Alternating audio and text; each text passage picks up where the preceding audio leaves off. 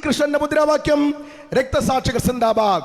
ഇതേ കുഞ്ഞികൃഷ്ണൻ പറയുന്നു മധുസൂദനൻ കട്ടു തിന്നു രക്തസാക്ഷികളെ വഞ്ചിച്ചു.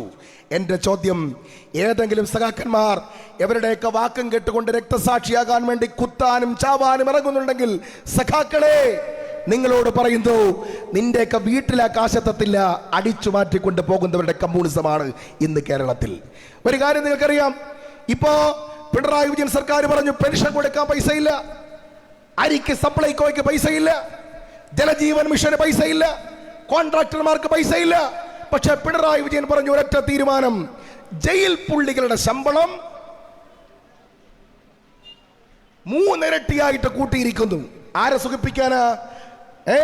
കൊടി സുനിയൻ അളിയെ സുഖിപ്പിക്കാനാണ്. TK രജീഷിനെ സുഖിപ്പിക്കണം.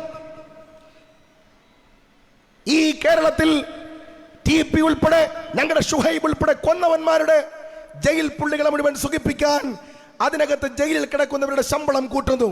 എന്നാൽ ജീവിതകാലം മുഴുവൻ അരിവാൾ ചുറ്റുക നക്ഷത്രത്തിന് മാത്രം വോട്ട് ചെയ്യുന്ന, അവർക്ക് വേണ്ടി മാത്രം പ്രചരണം നടത്തുന്ന ആശാവർക്കർമാർ 385 ദിവസമാണ് തിരുവനന്തപുരത്ത് സെക്രട്ടേറിയറ്റിന് മുമ്പിൽ കേവലം തുച്ഛം 25 രൂപ കൂട്ടിക്കൊടുക്കാൻ വേണ്ടിയിട്ട് സമരം നടത്തിയത്.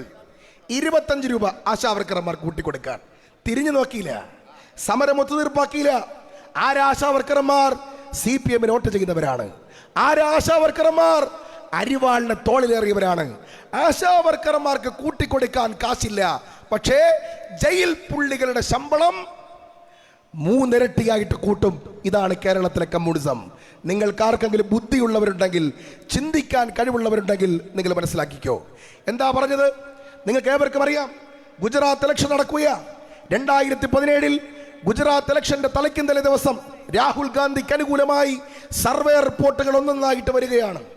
ആ സർവേ റിപ്പോർട്ടുകൾ വരുന്നത് കണ്ടപ്പോ എല്ലാവരും പറഞ്ഞു ഗുജറാത്തിൽ കോൺഗ്രസ് പിടിക്കും, ഗുജറാത്ത് കോൺഗ്രസിൻ്റെതാകും.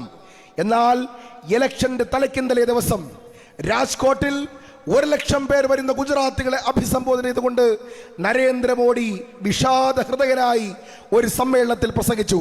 ഇങ്ങനെയാണ് പ്രസംഗിച്ചത്: ഗുജറാത്തികളെ, ആത്മാഭിമാനമുള്ളവരെ, നിങ്ങൾ ഞങ്ങളെ മറന്നോ? നാളെ വോട്ടെടുപ്പ് കഴിയും. മറ്റന്നാൾ വോട്ടെണ്ണുമ്പോൾ കോൺഗ്രസ് അധികാരത്തിൽ വരും. ആരാണെന്നറിയുമോ മുഖ്യമന്ത്രി? ആരാണെന്നറിയോ മുഖ്യമന്ത്രി?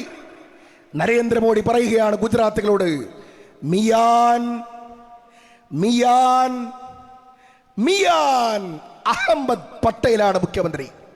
അഹമ്മദ് പട്ടേലാണ് മുഖ്യമന്ത്രി. അന്നത്തെ ദിവസം ട്രെൻഡ് അങ്ങ് മാറി, പോളറൈസേഷൻ ഉണ്ടായി, വർഗീയ വേർതിരിവുണ്ടായി.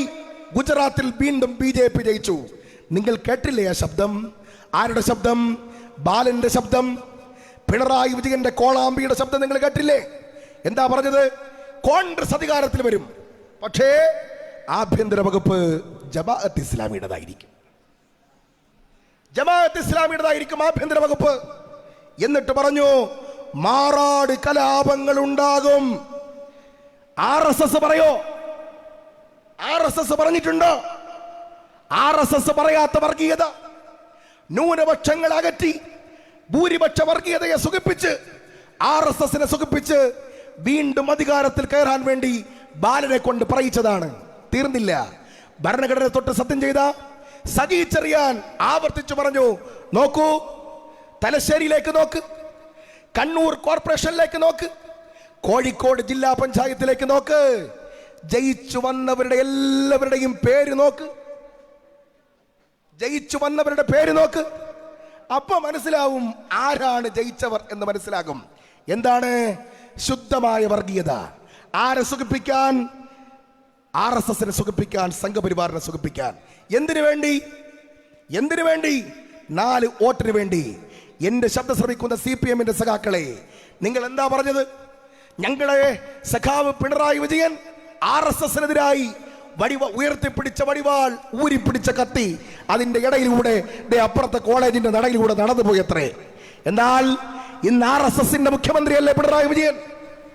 എന്റെ ചോദ്യം, ഇന്നലകളിൽ നമ്മൾ പഠിച്ചത് കേരളത്തിലെ വിദ്യാഭ്യാസ മേഖല ജോസഫ് മുണ്ടശ്ശേരിയും CH മുഹമ്മദ് കോയയും തുടങ്ങി നമ്മുടെ നേതാക്കന്മാർ പരിവർത്തനം നടത്തിയ വിദ്യാഭ്യാസം, ആ വിദ്യാഭ്യാസ മേഖലയെ കേവലം 1400 വോട്ടുകൾക്ക് വേണ്ടി RSSന് എഴുതി കൊടുത്ത PM ശ്രീയിൽ ഒപ്പിട്ട നേതാവിന്റെ പേരാണ് ആര്? പിണറായി വിജയൻ. നിങ്ങൾ RSS അല്ലേ? നിങ്ങൾ BJP അല്ലേ? നിങ്ങൾക്കറിയോ എന്തായിരുന്നു മുദ്രാവാക്യം? കേരളമെമ്പാടും ഉയർത്തിപ്പിടിച്ച മുദ്രാവാക്യം സർവരാജ്യ തൊഴിലാളികളെ സംഘടിക്കുവിൻ. ഇങ്ങനെ മുദ്രാവാക്യം വിളിച്ചവരല്ലേ? എന്റെ ശബ്ദം ശ്രമിക്കുന്ന CI2കാരാ, ഇനി നിനക്ക് ലേബർ കോടതി പോവാൻ പറ്റൂല. ലേബർ ആക്ട് ഇല്ല, തൊഴിൽ തർക്കങ്ങളിൽ കോടതിയില്ല. കാര്യം എന്താണെന്നറിയോ? നിങ്ങളുടെ നേതാവ് പിണറായി വിജയൻ അമിത്ഷായുടെ വീട്ടിൽ പോയി മരുമകനെയും കൂട്ടിപ്പോയി ഒരു കരാറിൽ ഒപ്പിട്ടു. എന്താണ് കരാർ എന്നറിയോ? ആ കരാറിന്റെ പേരാണ്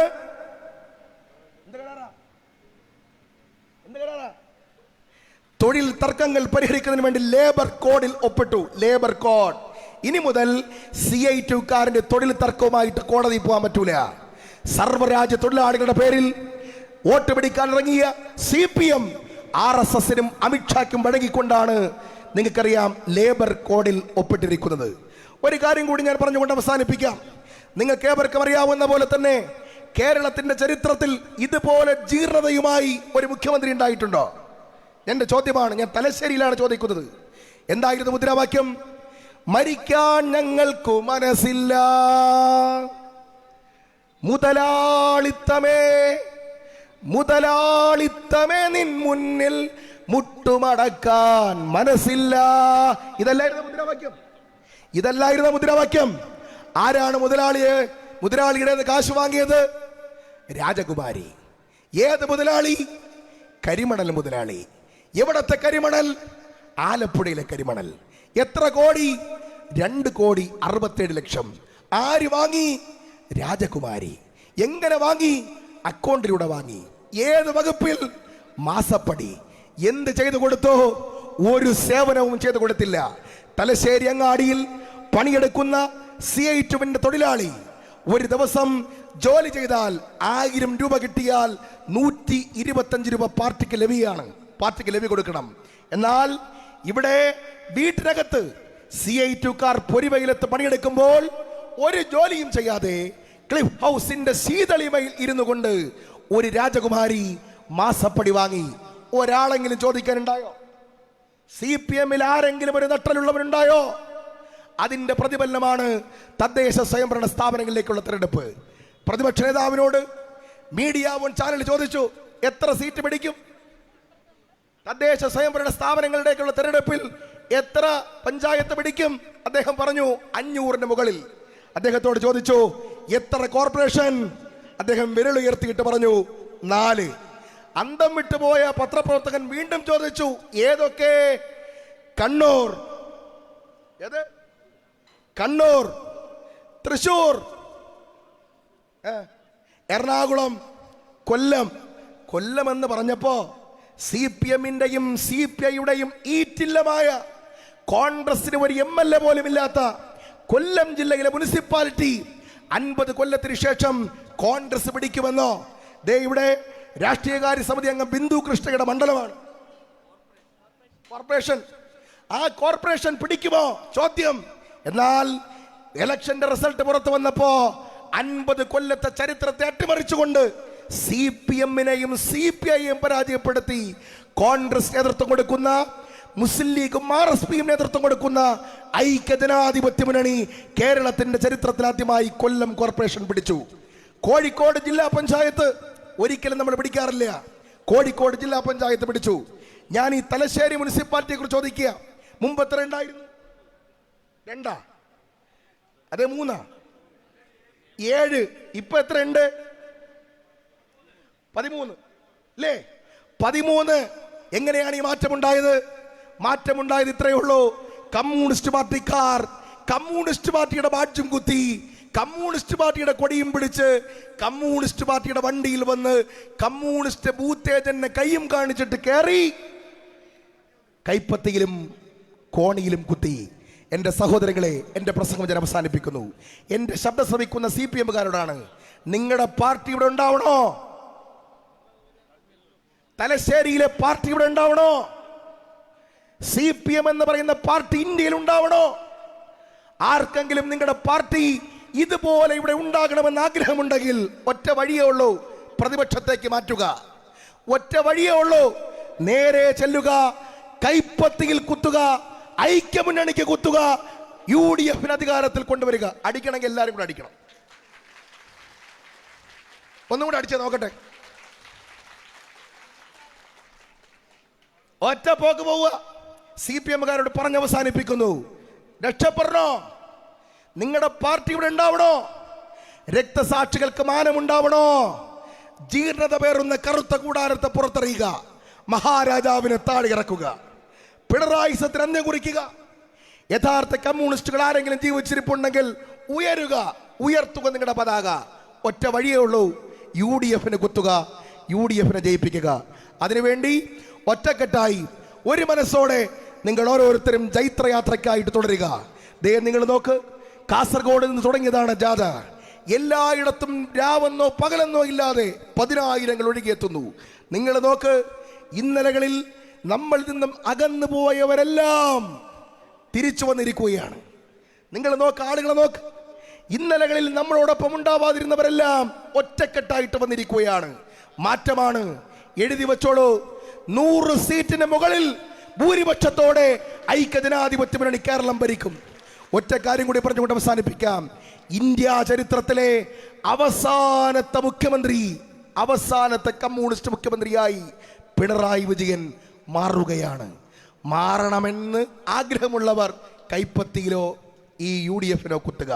ഇനി അങ്ങനെ ആവണ്ട, വീണ്ടും കമ്മ്യൂണിസം തുടരണമെന്ന് ആർക്കെങ്കിലും ആഗ്രഹമുണ്ടെങ്കിൽ അവർക്കും ഒരു വഴിയേ ഉള്ളൂ, ഇപ്രാവശ്യം കൈപ്പത്തിയിലോ UDF-ന്റെ ചിഹ്നങ്ങളിലോ കുത്തുക. ജയ് ഹിന്ദ്.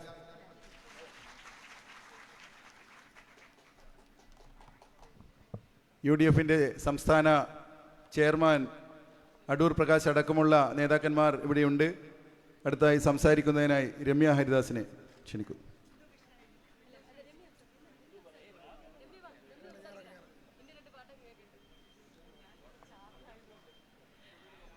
എല്ലാവർക്കും നമസ്കാരം. വേദിയിൽ ഒരു വലിയ സുദീർഘമായിരിക്കുന്ന ഒരു പ്രസംഗത്തിന് മുതിരുന്നില്ല, അതിനൊരു സാഹചര്യമില്ല. കാരണം UDF-ന്റെ എല്ലാ നേതാക്കളും വേദിയിലേക്ക് ഒരുമിച്ച് എത്തിച്ചേരുകയാണ്.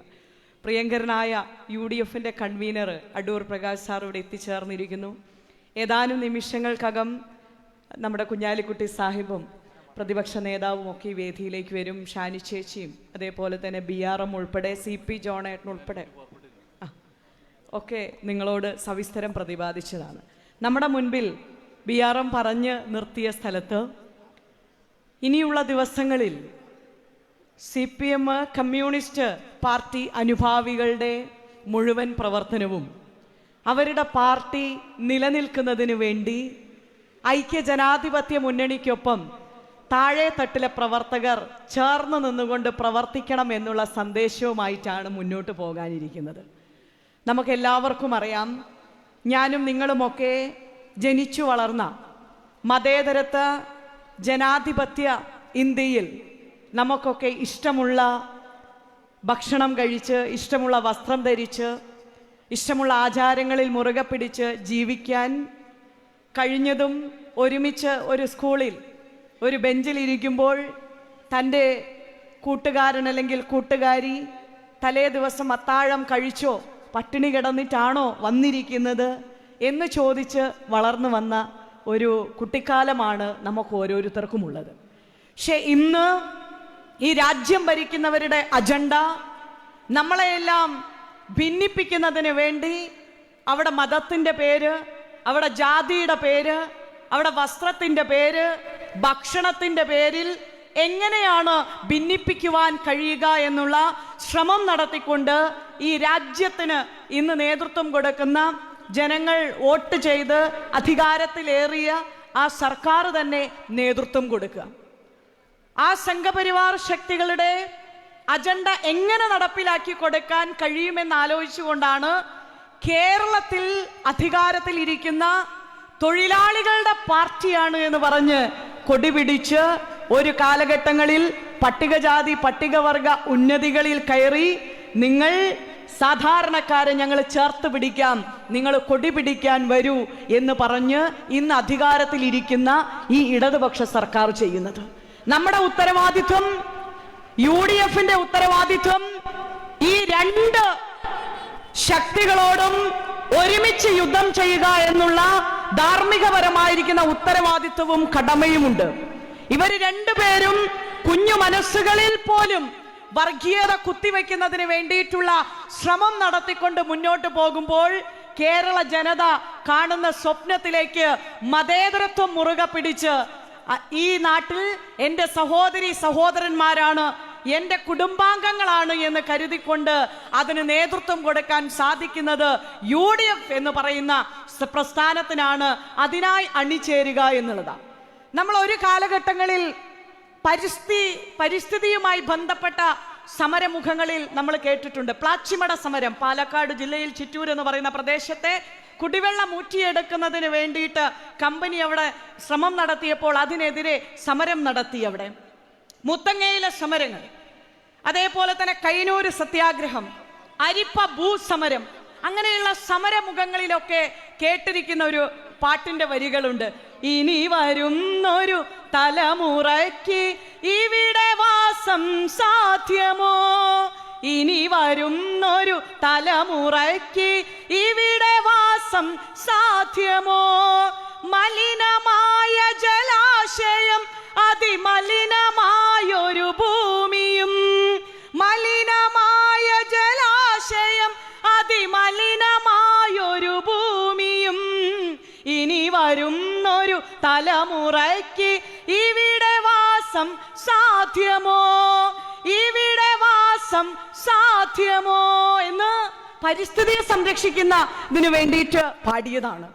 ഇന്ന് കേരളത്തിൽ ഒരുപാട് ആളുകൾ വർഗീയതയുടെ പേരിൽ, മതത്തിന്റെ പേരിൽ ഭിന്നിപ്പിക്കുവാൻ ശ്രമിക്കുമ്പോൾ ഒരു കൂട്ടം മനുഷ്യ സ്നേഹികൾ ആഗ്രഹിക്കുന്നത് ഈ നാട്ടിൽ ഇനി വരുന്ന തലമുറയ്ക്ക് ജീവിക്കുവാൻ ഇവരിങ്ങനെ വർഗീയ വിഷം തുപ്പിയാൽ ക്ലാസ് റൂമിലെ ബെഞ്ചുകളിൽ കുഞ്ഞുങ്ങളുടെ മനസ്സിലേക്ക് ഈ രീതിയിൽ വർഗീയത പറഞ്ഞു കൊടുത്താൽ, ഭക്ഷണത്തിന്റെ പേരിൽ വർഗീയത പറഞ്ഞു പകരത്തിയാൽ ജീവിക്കുവാൻ കഴിയുമോ എന്ന് ചോദിക്കുന്നവരുടെ മുൻപിൽ ഒരേ ഒരു ഉത്തരമേ ഉള്ളൂ. അത് UDF എന്ന് പറയുന്ന പ്രസ്ഥാനമാണ്. ആ UDFന്റെ നേതൃത്വത്തിൽ കേരളത്തിൽ UDFന്റെ മുഖ്യമന്ത്രിയും UDFന്റെ സർക്കാരും വരാൻ പോകുന്ന നാളുകളുടെ പ്രതീക്ഷയായി കണ്ടുകൊണ്ടാണ് ഈ നാട്ടിലെ ജനങ്ങൾ കാത്തിരിക്കുന്നത്. ഇതിനിടയിലൂടെയാണ് ഏറെ പ്രിയങ്കരനായ പ്രതിപക്ഷ നേതാവ് നയിക്കുന്ന പുതുയുഗ യാത്ര ഈ തലശ്ശേരിയുടെ മണ്ണിലേക്ക് കടന്നു വരുന്നത്. ഏറെ പ്രിയങ്കരനായ UDFന്റെ കരുത്തനായ നേതാവ്, ഇന്ത്യൻ യൂണിയൻ മുസ്ലിം ലീഗിന്റെ അമരക്കാരൻ PK കുഞ്ഞാലിക്കുട്ടി സാഹിബിനെ തലശ്ശേരിയുടെ മണ്ണിലേക്ക്, കണ്ണൂരിലേക്ക് നിറഞ്ഞ കയ്യടിയോടുകൂടി ഈ വേദിയിലേക്ക് സംഘാടകർക്ക് വേണ്ടി സ്വാഗതം ചെയ്യുകയാണ്. ഞാൻ ദീർഘിപ്പിച്ച് സംസാരിക്കുന്നില്ല. ഉമ്മൻചാണ്ടി സർക്കാരിന്റെ കാലഘട്ടത്തിൽ ജില്ലാ മുസ്ലിം ലീഗിന്റെ ജില്ലാ പ്രസിഡന്റും ഈ വേദിയിലേക്ക്, ചേലേരി അവർകളും വേദിയിലേക്ക് കടന്നു വന്നിരിക്കുന്നു. ഞാൻ അവസാനിപ്പിക്കുന്നു. ഉമ്മൻചാണ്ടി സർക്കാരിന്റെ കാലഘട്ടത്തിൽ, UDFന്റെ സർക്കാരിന്റെ കാലഘട്ടത്തിൽ നടപ്പിലാക്കിയ ക്ഷേമ പദ്ധതികൾ നമുക്ക് തിരികെ വേണം. ക്ഷേമ പെൻഷനുകൾ അന്ന് നടപ്പിലാക്കിയത് ഉമ്മൻചാണ്ടി സർക്കാരായിരുന്നു, UDF സർക്കാരായിരുന്നു. അത് ഇല്ലാതാക്കിയ ഈ ഇന്നത്തെ ഇടതുപക്ഷ സർക്കാരിനോട് കടക്ക് പുറത്ത് എന്ന് പറയുവാൻ ജനങ്ങളെ കാത്തിരിക്കുകയാണ്. സ്മാർട്ട് സിറ്റി നടപ്പിലാക്കിയത് UDFന്റെ സർക്കാർ, ഉമ്മൻചാണ്ടി സർക്കാരിന്റെ കാലഘട്ടത്തിൽ. കണ്ണൂർ എയർപോർട്ട് നടപ്പിലാക്കിയത് UDFന്റെ സർക്കാർ, ഉമ്മൻചാണ്ടി സർക്കാരിന്റെ കാലഘട്ടത്തിൽ. കൊച്ചി മെട്രോ നടപ്പിലാക്കിയത് ഉമ്മൻചാണ്ടി സർക്കാരിന്റെ കാലഘട്ടത്തിൽ, UDFന്റെ സർക്കാർ. വാട്ടർ മെട്രോ പദ്ധതിക്ക് രൂപം കൊടുത്തത് UDFന്റെ സർക്കാർ, ഉമ്മൻചാണ്ടിയുടെ നേതൃത്വത്തിൽ. നിങ്ങൾ ആലോചിക്കണം, തിരുവനന്തപുരത്തെ വിഴിഞ്ഞം പദ്ധതിക്ക് തറക്കല്ലിട്ടുകൊണ്ട് DPR തയ്യാറാക്കി ആ പദ്ധതിക്ക് നേതൃത്വം കൊടുത്തത് UDFന്റെ സർക്കാർ, ഉമ്മൻചാണ്ടി സർക്കാരിന്റെ കാലഘട്ടത്തിൽ. സ്മാർട്ട് സിറ്റി ഉൾപ്പെടെ, കിൻഫ്ര ഉൾപ്പെടെയുള്ള പദ്ധതികൾക്ക് രൂപം കൊടുത്തത് ആരെന്ന് ചോദിച്ചാൽ അത് ഉമ്മൻചാണ്ടി സർക്കാരിന്റെ കാലഘട്ടത്തിൽ, UDF സർക്കാരിന്റെ കാലഘട്ടത്തിലാണ്. പിണറായി വിജയൻ സർക്കാരിനോട് എന്റെ വാക്കുകൾ കേൾക്കുന്ന സഖാക്കളോട് ചോദിക്കുവാൻ ആഗ്രഹിക്കുകയാണ്. നിങ്ങൾക്കെണ്ണം പറഞ്ഞ് UDFന്റെ കാലഘട്ടത്തിൽ, ഉമ്മൻചാണ്ടി സർക്കാരിന്റെ കാലഘട്ടത്തിൽ നടപ്പിലാക്കിയ പോലെ ഒരു പദ്ധതിയുടെ പേരെങ്കിലും ജനങ്ങൾക്ക് മുൻപിൽ വിളിച്ചു പറയുവാൻ ആർജവമുണ്ടോ എന്ന് ചോദിച്ചുകൊണ്ട് വരാൻ പോകുന്ന നാളുകൾ UDFന്റെ കാലഘട്ടമാണ്. പ്രതിപക്ഷ നേതാവ് പറഞ്ഞ പോലെ 100-ലധികം സീറ്റുകളുമായി UDFന്റെ നേതൃത്വത്തിൽ സർക്കാർ അധികാരത്തിൽ വരുമ്പോൾ ഞങ്ങൾ പറയുന്നു, ഉമ്മൻചാണ്ടി സർക്കാരിന്റെ കാലഘട്ടത്തിൽ നടപ്പിലാക്കിയ പോലെ സുദിനരംഗവും കാരുണ്യ പദ്ധതിയും ക്ഷേമ പെൻഷനുകളും ആ സാധാരണ ജനങ്ങൾക്ക് തിരികെ കൊടുക്കുന്നതിന് വേണ്ടിയിട്ടുള്ള ഒരു വലിയ മുന്നൊരുക്കമാണ് ഈ പുതുയുഗ യാത്ര. ദീർഘിപ്പിച്ച് സംസാരിക്കുന്നില്ല.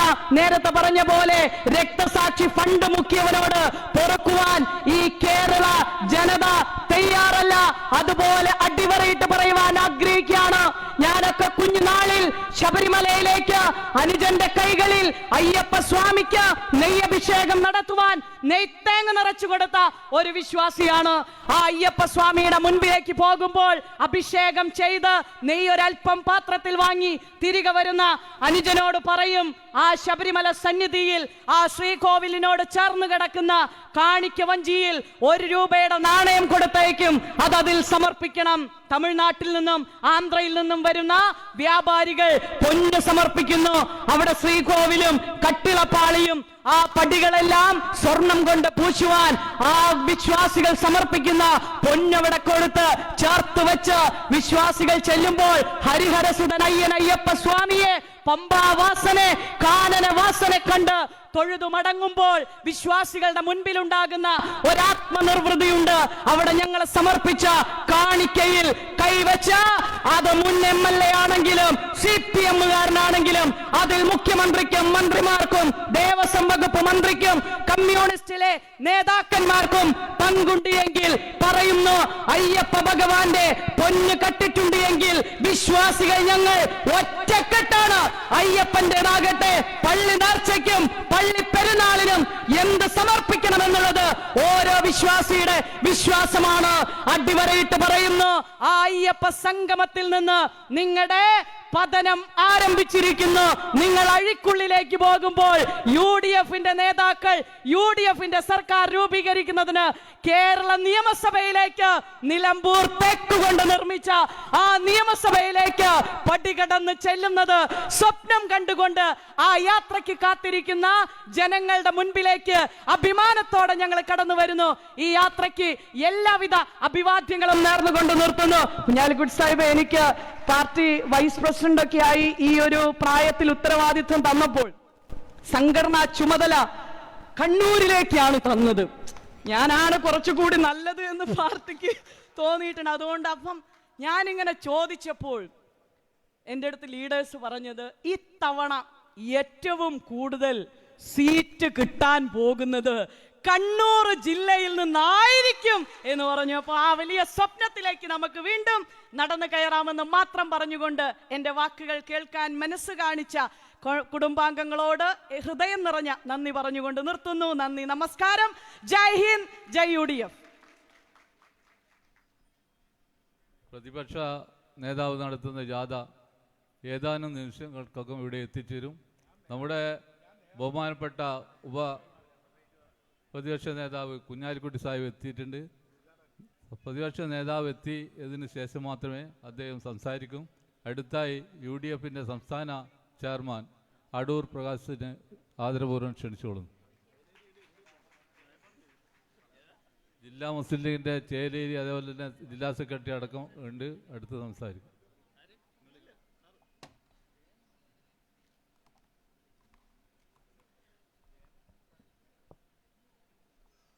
ഏറെ ബഹുമാന്യരായ നമ്മുടെ UDFന്റെ ചെയർമാൻ ഇവിടെ എത്തിച്ചേരും. നിയമസഭയിലെ പ്രതിപക്ഷ ഉപനേതാവ്, ഏറ്റവും പ്രിയങ്കരനായ പ്രിയപ്പെട്ട ശ്രീ കുഞ്ഞാലിക്കുട്ടി സാഹിബ്, മറ്റ് ബഹുമാന്യരായ നേതാക്കളെ, പ്രിയപ്പെട്ട സഹോദരി സഹോദരന്മാരെ, സുഹൃത്തുക്കളെ, ഇന്ന് ഈ വേദിയിൽ ഞാൻ ഇവിടെ നിൽക്കുമ്പോൾ നിങ്ങളിൽ പല ആളുകളും ചിന്തിക്കും, അറസ്റ്റ് ചെയ്തതിന് ശേഷം എവിടെ നിന്നോ ഓടിളക്കി തിരിച്ച് ഇവിടെ വന്നതാണ് എന്ന് കരുതി.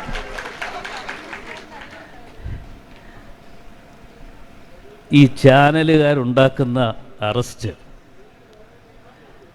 അതിനപ്പുറത്ത് വേറെ എന്താ പറയാനുള്ളത്? ഒരു ദിവസം മൊത്തം ഒരു ചാനൽ ആഘോഷിക്കുകയായിരുന്നു.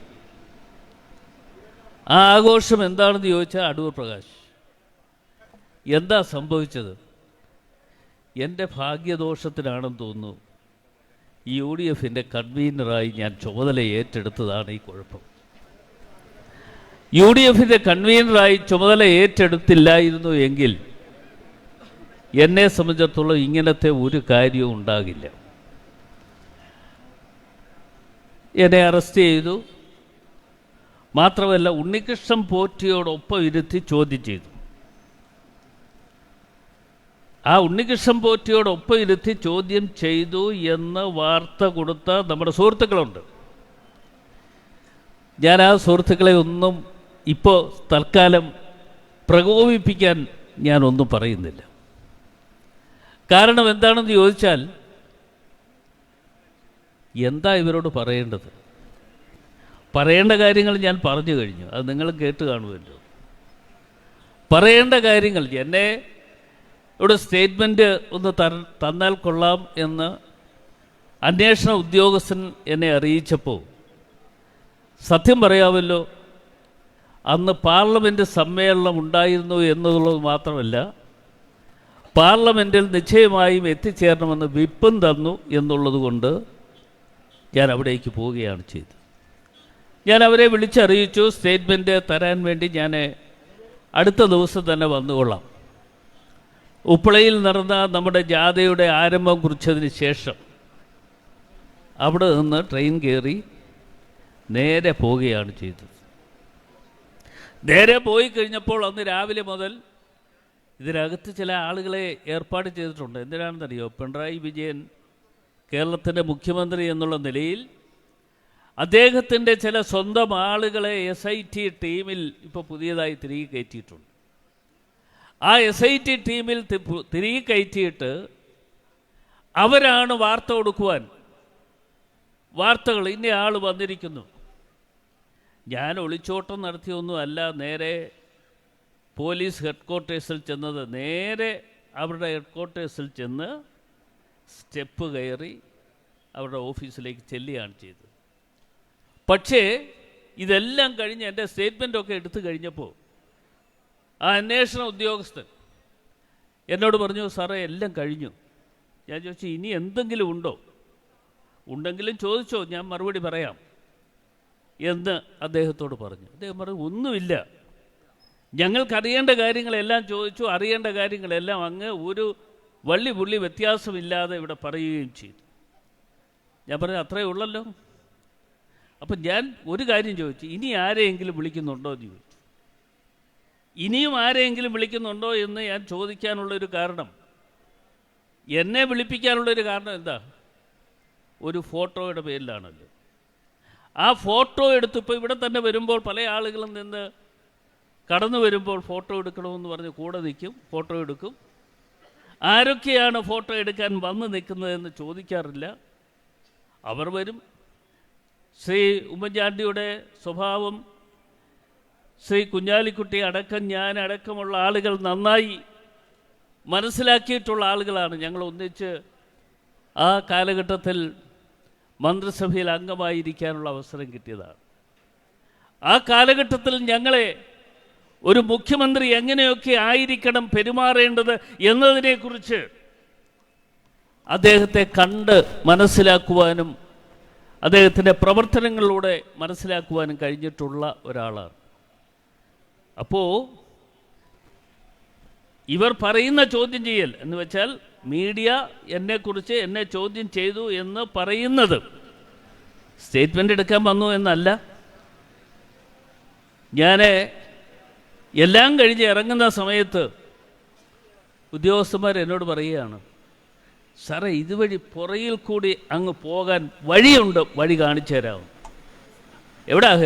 പോലീസ് ഹെഡ്ക്വാർട്ടേഴ്സ്, തിരുവനന്തപുരത്തെ പോലീസ് ഹെഡ്ക്വാർട്ടേഴ്സിൽ നിന്ന് ഇറങ്ങി സ്റ്റേറ്റ്മെൻറ്റ് കൊടുത്തതിന് ശേഷം മടങ്ങിപ്പോകാനുള്ള വഴി എന്നെ കാണിച്ചു തരാമെന്ന് പറഞ്ഞു. കൂടെയുള്ള മറ്റു ചില ഉദ്യോഗസ്ഥന്മാരാണ് ഞാൻ.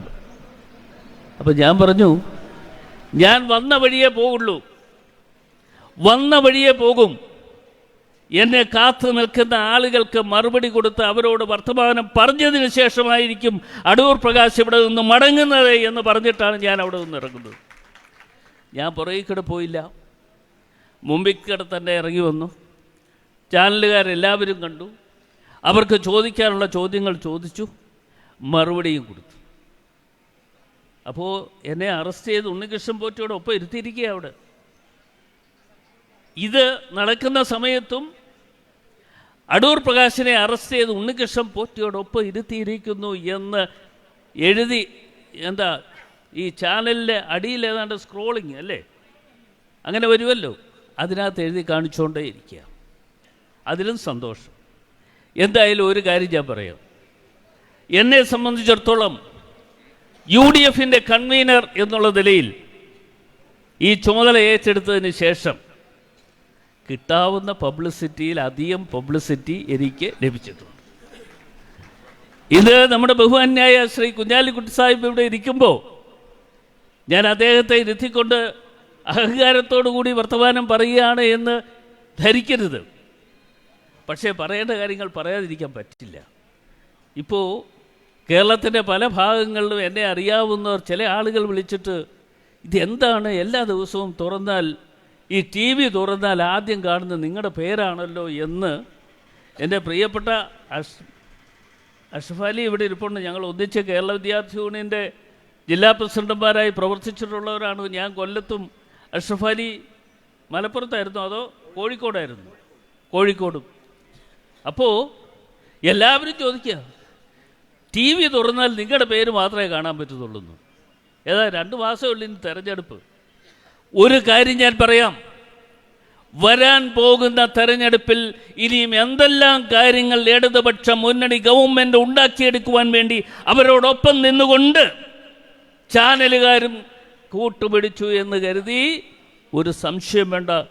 കേരളത്തിൽ UDF അധികാരത്തിൽ വരും, 100 സീറ്റുകളുമായി അധികാരത്തിൽ വരും എന്ന കാര്യത്തിൽ ഞങ്ങളെ സംബന്ധിച്ചിടത്തോളം ഒരു തർക്കവുമില്ല.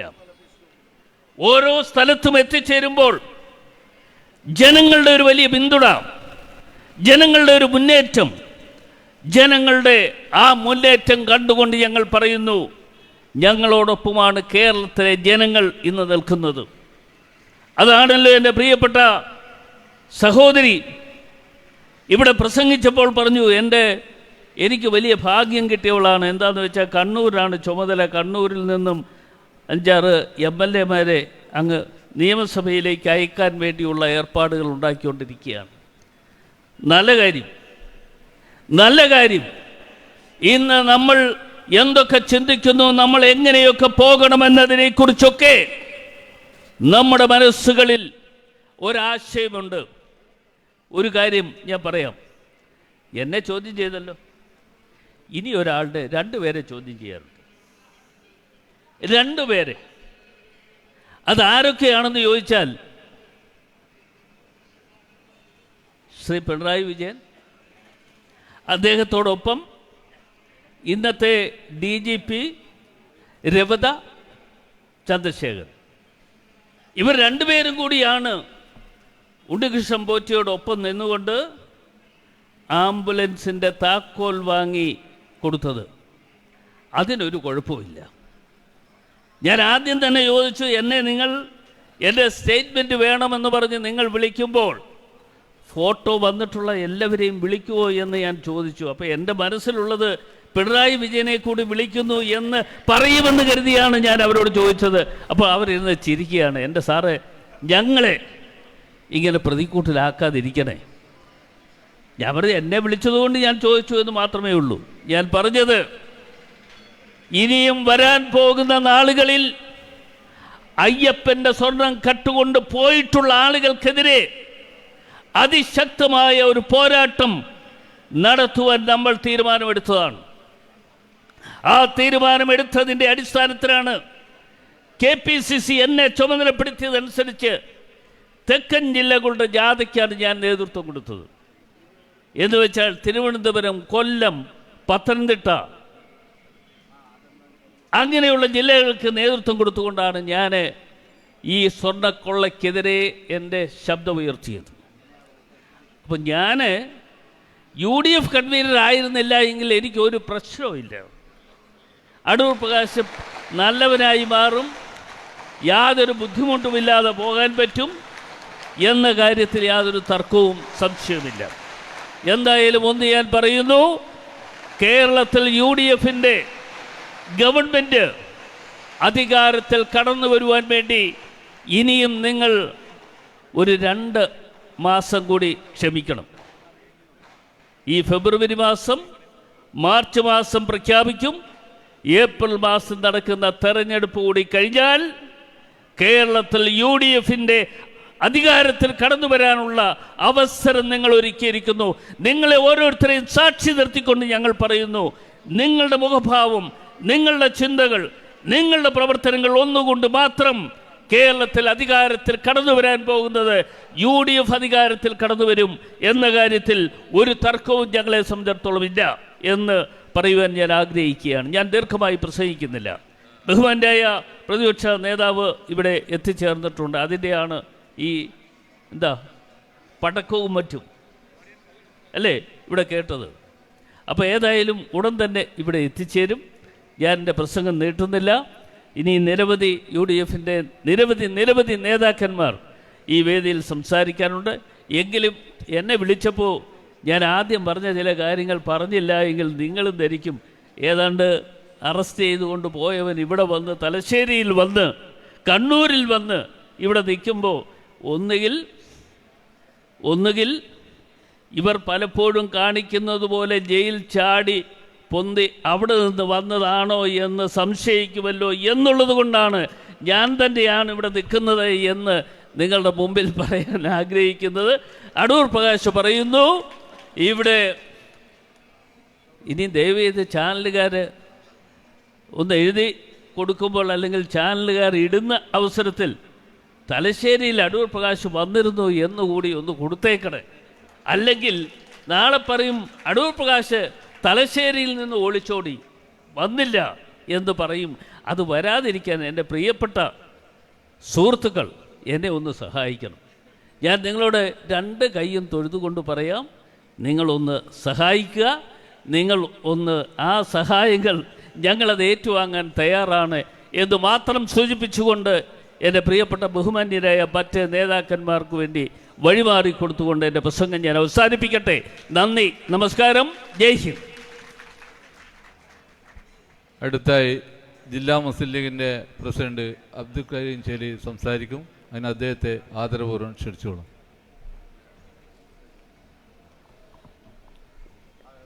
ബഹുമാനനായ അധ്യക്ഷൻ, വേദിയിലുള്ള ഇന്ത്യ യൂണിയൻ മുസ്ലിം ലീഗിൻ്റെ ജനറൽ സെക്രട്ടറിയും കേരളത്തിൻ്റെ പ്രതിപക്ഷ ഉപനേതാവുമായ PK കുഞ്ഞാലിക്കുട്ടി സാഹിബ്, UDFൻ്റെ സംസ്ഥാന കൺവീനർ പ്രിയപ്പെട്ട ശ്രീ അടൂർ പ്രകാശ് MP,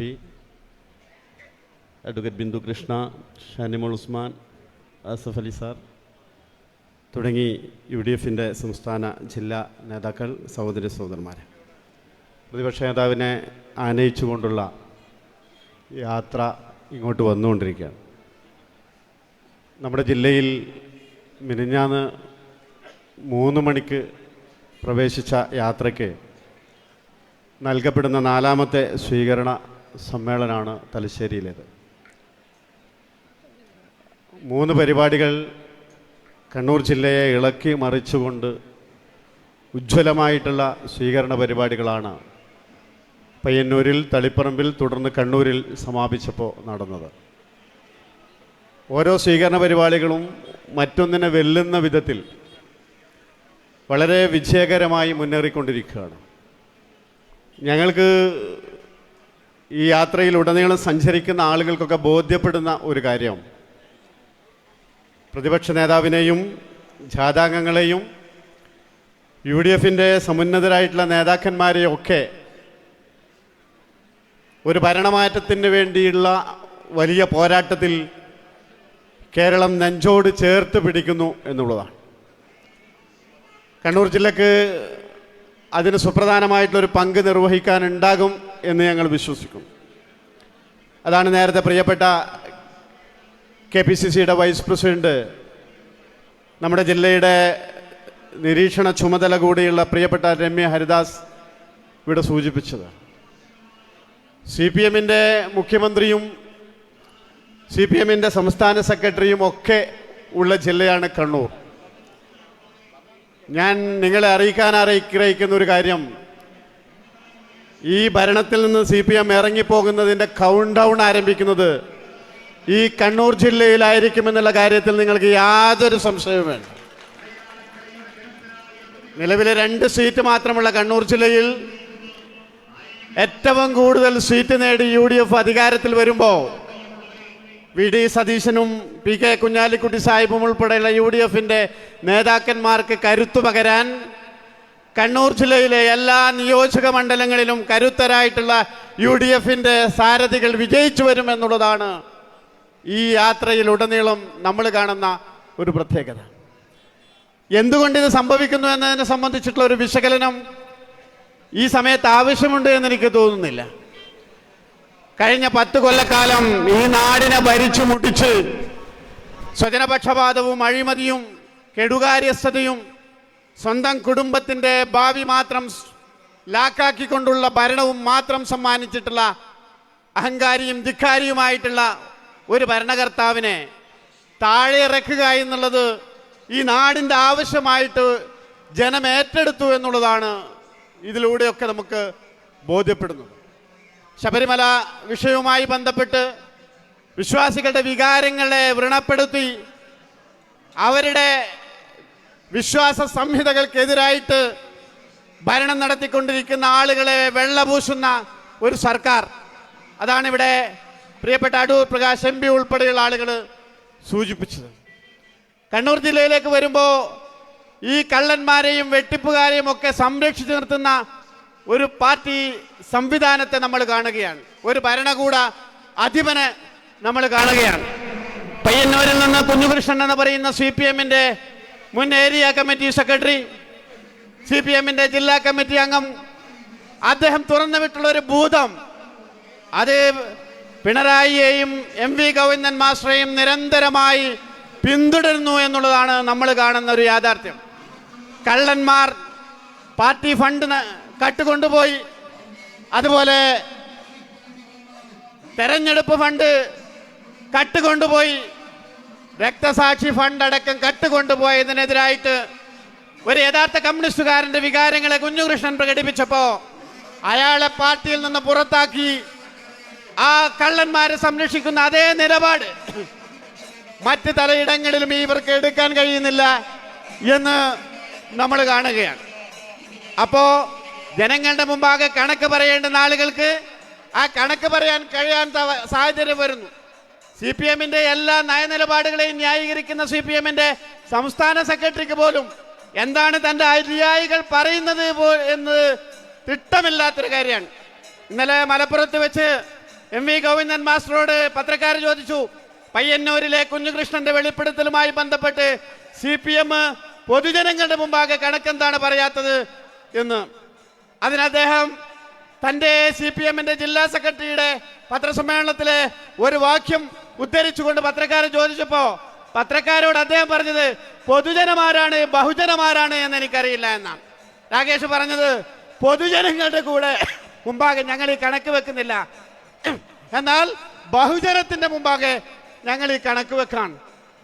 വൈരുദ്ധ്യാത്മിക ബഹുദീപവാദം എന്ന് പറയുന്നത് ഈ പൊതുജനവും ബഹുജനവും തമ്മിലുള്ള അന്തരം എന്താണ് എന്ന് തിരിച്ചറിയാത്ത ഗോവിന്ദൻ മാസ്റ്ററെ പോലുള്ള ആളുകളാണ് ഈ കേരളത്തിലെ പാർട്ടി നയനിലപാടുകളെ ന്യായീകരിക്കാൻ വേണ്ടി വരുന്നത് എന്ന് നമ്മൾ മനസ്സിലാക്കണം. അതുകൊണ്ട് CPMനെ പിന്തുടരുന്ന ഈ വലിയ അപജയത്തിൽ നിന്ന് ജനങ്ങള് നൽകാൻ പോകുന്ന വലിയ തിരിച്ചടി, ആ തിരിച്ചടി ഈ കേരളം കാത്തുകിടക്കുകയാണ്. കേരളത്തിലെ ഐക്യ ജനാധിപത്യ മുന്നണിയെ 100 സീറ്റ് നേടി വിജയിപ്പിക്കുന്നതിന് വരെയുള്ള പോരാട്ടത്തിലാണ് അഭിവന്ദനായിട്ടുള്ള പ്രതിപക്ഷ നേതാവിന്റെ യാത്ര. അതൊരു ജൈത്രയാത്രയായിട്ട് തിരുവനന്തപുരത്ത് അവസാനിക്കുമ്പോൾ ബഹുമാനപ്പെട്ട പാണക്കാട് സയ്യിദ് സാദിഖ് അലി ശിഹാബ് തങ്ങൾ മിനിഞ്ഞാന്ന് കണ്ണൂരിൽ പറഞ്ഞതുപോലെ ഒരു പുതിയ വസന്തം വിടരാനിരിക്കുന്നു. ആ വസന്തത്തിന് വേണ്ടി കാത്തിരിക്കുക എന്ന് മാത്രം ഈ സന്ദർഭത്തിൽ സൂചിപ്പിക്കുകയാണ്. ഞാൻ എൻ്റെ വാക്കുകൾ ഉപസംഹരിക്കുന്നു. അഭിവന്ദനായിട്ടുള്ള പ്രതിപക്ഷ നേതാവ് ഈ വേദിയിലേക്ക് വന്നുകൊണ്ടിരിക്കുകയാണ്. അഡ്വക്കേറ്റ് ബിന്ദുകൃഷ്ണ ഉൾപ്പെടെയുള്ള നേതാക്കന്മാർ ഇവിടെ സംസാരിക്കാനുള്ളത് കൊണ്ട് അവർക്ക് വേണ്ടി വഴിമാറിക്കൊടുത്ത് ഞാൻ എൻ്റെ വാക്കുകൾ ഉപസംഹരിക്കുന്നു. അടുത്തായി ബിന്ദു കൃഷ്ണൻ സംസാരിക്കും. അതിന് അദ്ദേഹത്തെ ആദരപൂർവ്വം ക്ഷണിച്ചുകൊള്ളും. ഐക്യ ജനാധിപത്യ മുന്നണി പ്രസ്ഥാനത്തിന്റെ സമാദരണീയരായ നേതാക്കന്മാർ, കേരളീയ മതേതരത്വത്തിന്റെ ഉജ്ജ്വല മുഖം കുഞ്ഞാലിക്കുട്ടി സാഹിബ്, ഐക്യ ജനാധിപത്യ മുന്നണിയുടെ സംസ്ഥാന കൺവീനർ ശ്രീ അടൂർ പ്രകാശ് MP, പ്രിയപ്പെട്ട ശ്രീമതി ഷാനിമോൾ ഉസ്മാൻ അടക്കമുള്ള ബഹുമാന്യരായ നേതാക്കന്മാരെ, സംസ്ഥാനത്ത് ഒരു യുഗം അവസാനിക്കുകയാണ്. ആ യുഗമെന്ന് പറയുന്നത് ഓരോ മലയാളിയെയും ദുരവസ്ഥയിലേക്ക് എത്തിച്ച, കേരളം ഭരിച്ചു മുടിച്ചു കുട്ടിച്ചോറാക്കിയ പിണറായി വിജയന്റെയും കമ്മ്യൂണിസ്റ്റ് ഏകാധിപത്യത്തിന്റെയും യുഗം അവസാനിച്ചുകൊണ്ട് കേരളത്തിൽ ഒരു പുതുയുഗ പിറവിക്ക് തുടക്കം കുറിച്ചുകൊണ്ട് കഴിഞ്ഞ ദിവസം കാസർഗോഡ് കുമ്പളയിൽ തടിച്ചുകൂടിയ 10,000ങ്ങളെ സാക്ഷി നിർത്തി പുതുയുഗ യാത്രയുടെ നായകൻ, കേരളത്തിന്റെ ജനപ്രിയ പ്രതിപക്ഷ നേതാവ് ശ്രീ VD സതീശൻ അവർകൾ നയിക്കുന്ന പുതുയുഗ യാത്രയാണ് ചരിത്ര സ്മരണകൾ ഇരമ്പുന്ന തലശ്ശേരിയുടെ മണ്ണിലേക്ക് എത്തിച്ചേർന്നിരിക്കുന്നത്. കമ്മ്യൂണിസ്റ്റത്തിന്റെ പേരിൽ ലോകത്തിന് താഴെയുള്ള, സൂര്യന് താഴെയുള്ള സകലമാന തൊഴിലാളികളുടെ പേര് പറഞ്ഞ് അധികാരത്തിൽ വന്നിട്ട് കേരളത്തിലെ മുഴുവൻ തൊഴിലാളികൾ പരമ്പരാഗത വ്യവസായങ്ങളെ അടക്കം തുടച്ചു നീക്കിക്കൊണ്ട് സംസ്ഥാനത്തെ വ്യവസായങ്ങളെ ശവപ്പറമ്പാക്കി മാറ്റിക്കൊണ്ട് ഈ സംസ്ഥാനത്തെ ചെറുപ്പക്കാരുടെ തൊഴിൽ സ്വപ്നങ്ങൾ തള്ളി തകർത്തുകൊണ്ട് ഈ തലശ്ശേരിയുടെ ജനപ്രതിനിധി നിയമസഭാ സ്പീക്കറുടെ ഭാര്യയ്ക്കടക്കം പിൻവാതിൽ നിയമനം കൊടുത്തിട്ട് ഇന്നത്തെ പത്രങ്ങളിൽ വാർത്തയുണ്ട്. കേരളത്തിലെ വിവിധ യൂണിവേഴ്സിറ്റികളിൽ അസിസ്റ്റന്റ് പ്രൊഫസർമാരാകുവാൻ പല ഡിപ്പാർട്ട്മെന്റിൽ 1ാം റാങ്ക് വാങ്ങിയ PSC റാങ്കുകാർക്ക് തൊഴിൽ കൊടുക്കാതെ കേരളത്തിലെ ചെറുപ്പക്കാരുടെ തൊഴിൽ സ്വപ്നങ്ങൾ തല്ലി തകർത്തുകൊണ്ട് കേരളത്തെ ഉന്നത വിദ്യാഭ്യാസ രംഗത്തെ അങ്ങേയറ്റം മോശപ്പെട്ട സ്ഥിതിയിലേക്ക് കൊണ്ടുവന്ന ഈ നാടിനെ മുച്ചൂടും മുടിച്ച പിണറായിസത്തിനെതിരെയുള്ള പോരാട്ടവുമായാണ് കേരളത്തിന്റെ ജനപ്രിയ പ്രതിപക്ഷ നേതാവ് ശ്രീ VD സതീശൻ നയിക്കുന്ന ഉജ്ജ്വലമായ പുതുയുഗ യാത്ര ഈ വേദിയിലേക്ക് കടന്നു വരുന്ന നിലപാടുകളുടെ രാജകുമാരനായി, ഇന്നലെ മലയാള മനോരമയുടെ ന്യൂസ് മേക്കറായി കേരളത്തിന്റെ വാർത്താ താരമായി മാറിയ പ്രിയപ്പെട്ട ശ്രീ VD സതീശനെയും ടീം UDF-നെയും തലശ്ശേരിയുടെ മണ്ണിലേക്ക് സ്വാഗതം ചെയ്യുന്നുകൊണ്ട് ഞാൻ അവസാനിപ്പിക്കുന്നു. അഭിവാദ്യങ്ങൾ.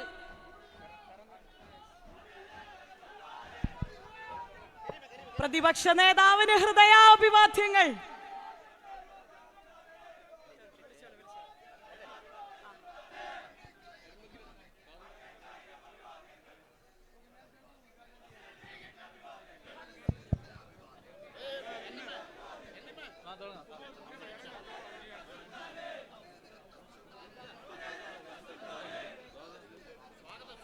ആരാർപ്പണം നടത്തുന്നതിന് പേര് നൽകിയിട്ടുള്ളവർ അതിനുള്ള തയ്യാറെടുപ്പ് നടത്തേണ്ടതാണ്. പേര് കുറേ ഉള്ളതുകൊണ്ട് തന്നെ വളരെ വേഗത്തിൽ വിളിക്കും. ദയവ് ചെയ്ത് അത് ലൈനായി നിന്നുകൊണ്ട് തന്നെ ആരാർപ്പണം ചെയ്യണമെന്ന് അറിയിക്കുന്നു. ആരാർപ്പണം അവസാനമാണ്.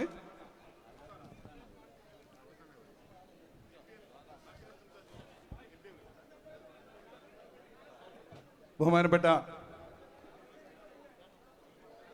ജാഥ ക്യാപ്റ്റൻ, നമ്മുടെ പ്രതിപക്ഷ നേതാവ് VD സതീശൻ അവർകൾ, നമ്മുടെ പ്രതിപക്ഷ ഉപനേതാവ് കുഞ്ഞാലിക്കുട്ടി സാഹിബ്, ഷാഫി പറമ്പിൽ എം പി അടക്കമുള്ള നേതാക്കന്മാർ, സഹപ്രവർത്തകർ, കേരളത്തിൻ്റെ പ്രതിപക്ഷ നേതാവ്, കഴിഞ്ഞ 10 വർഷമായി കേരളം കട്ടുമുടിച്ച LDF സർക്കാരിൻ്റെ ദുർഭരണം അവസാനിപ്പിക്കുന്നതിന് വേണ്ടി പുതുയുഗ യാത്ര തുടങ്ങിയിരിക്കുകയാണ്.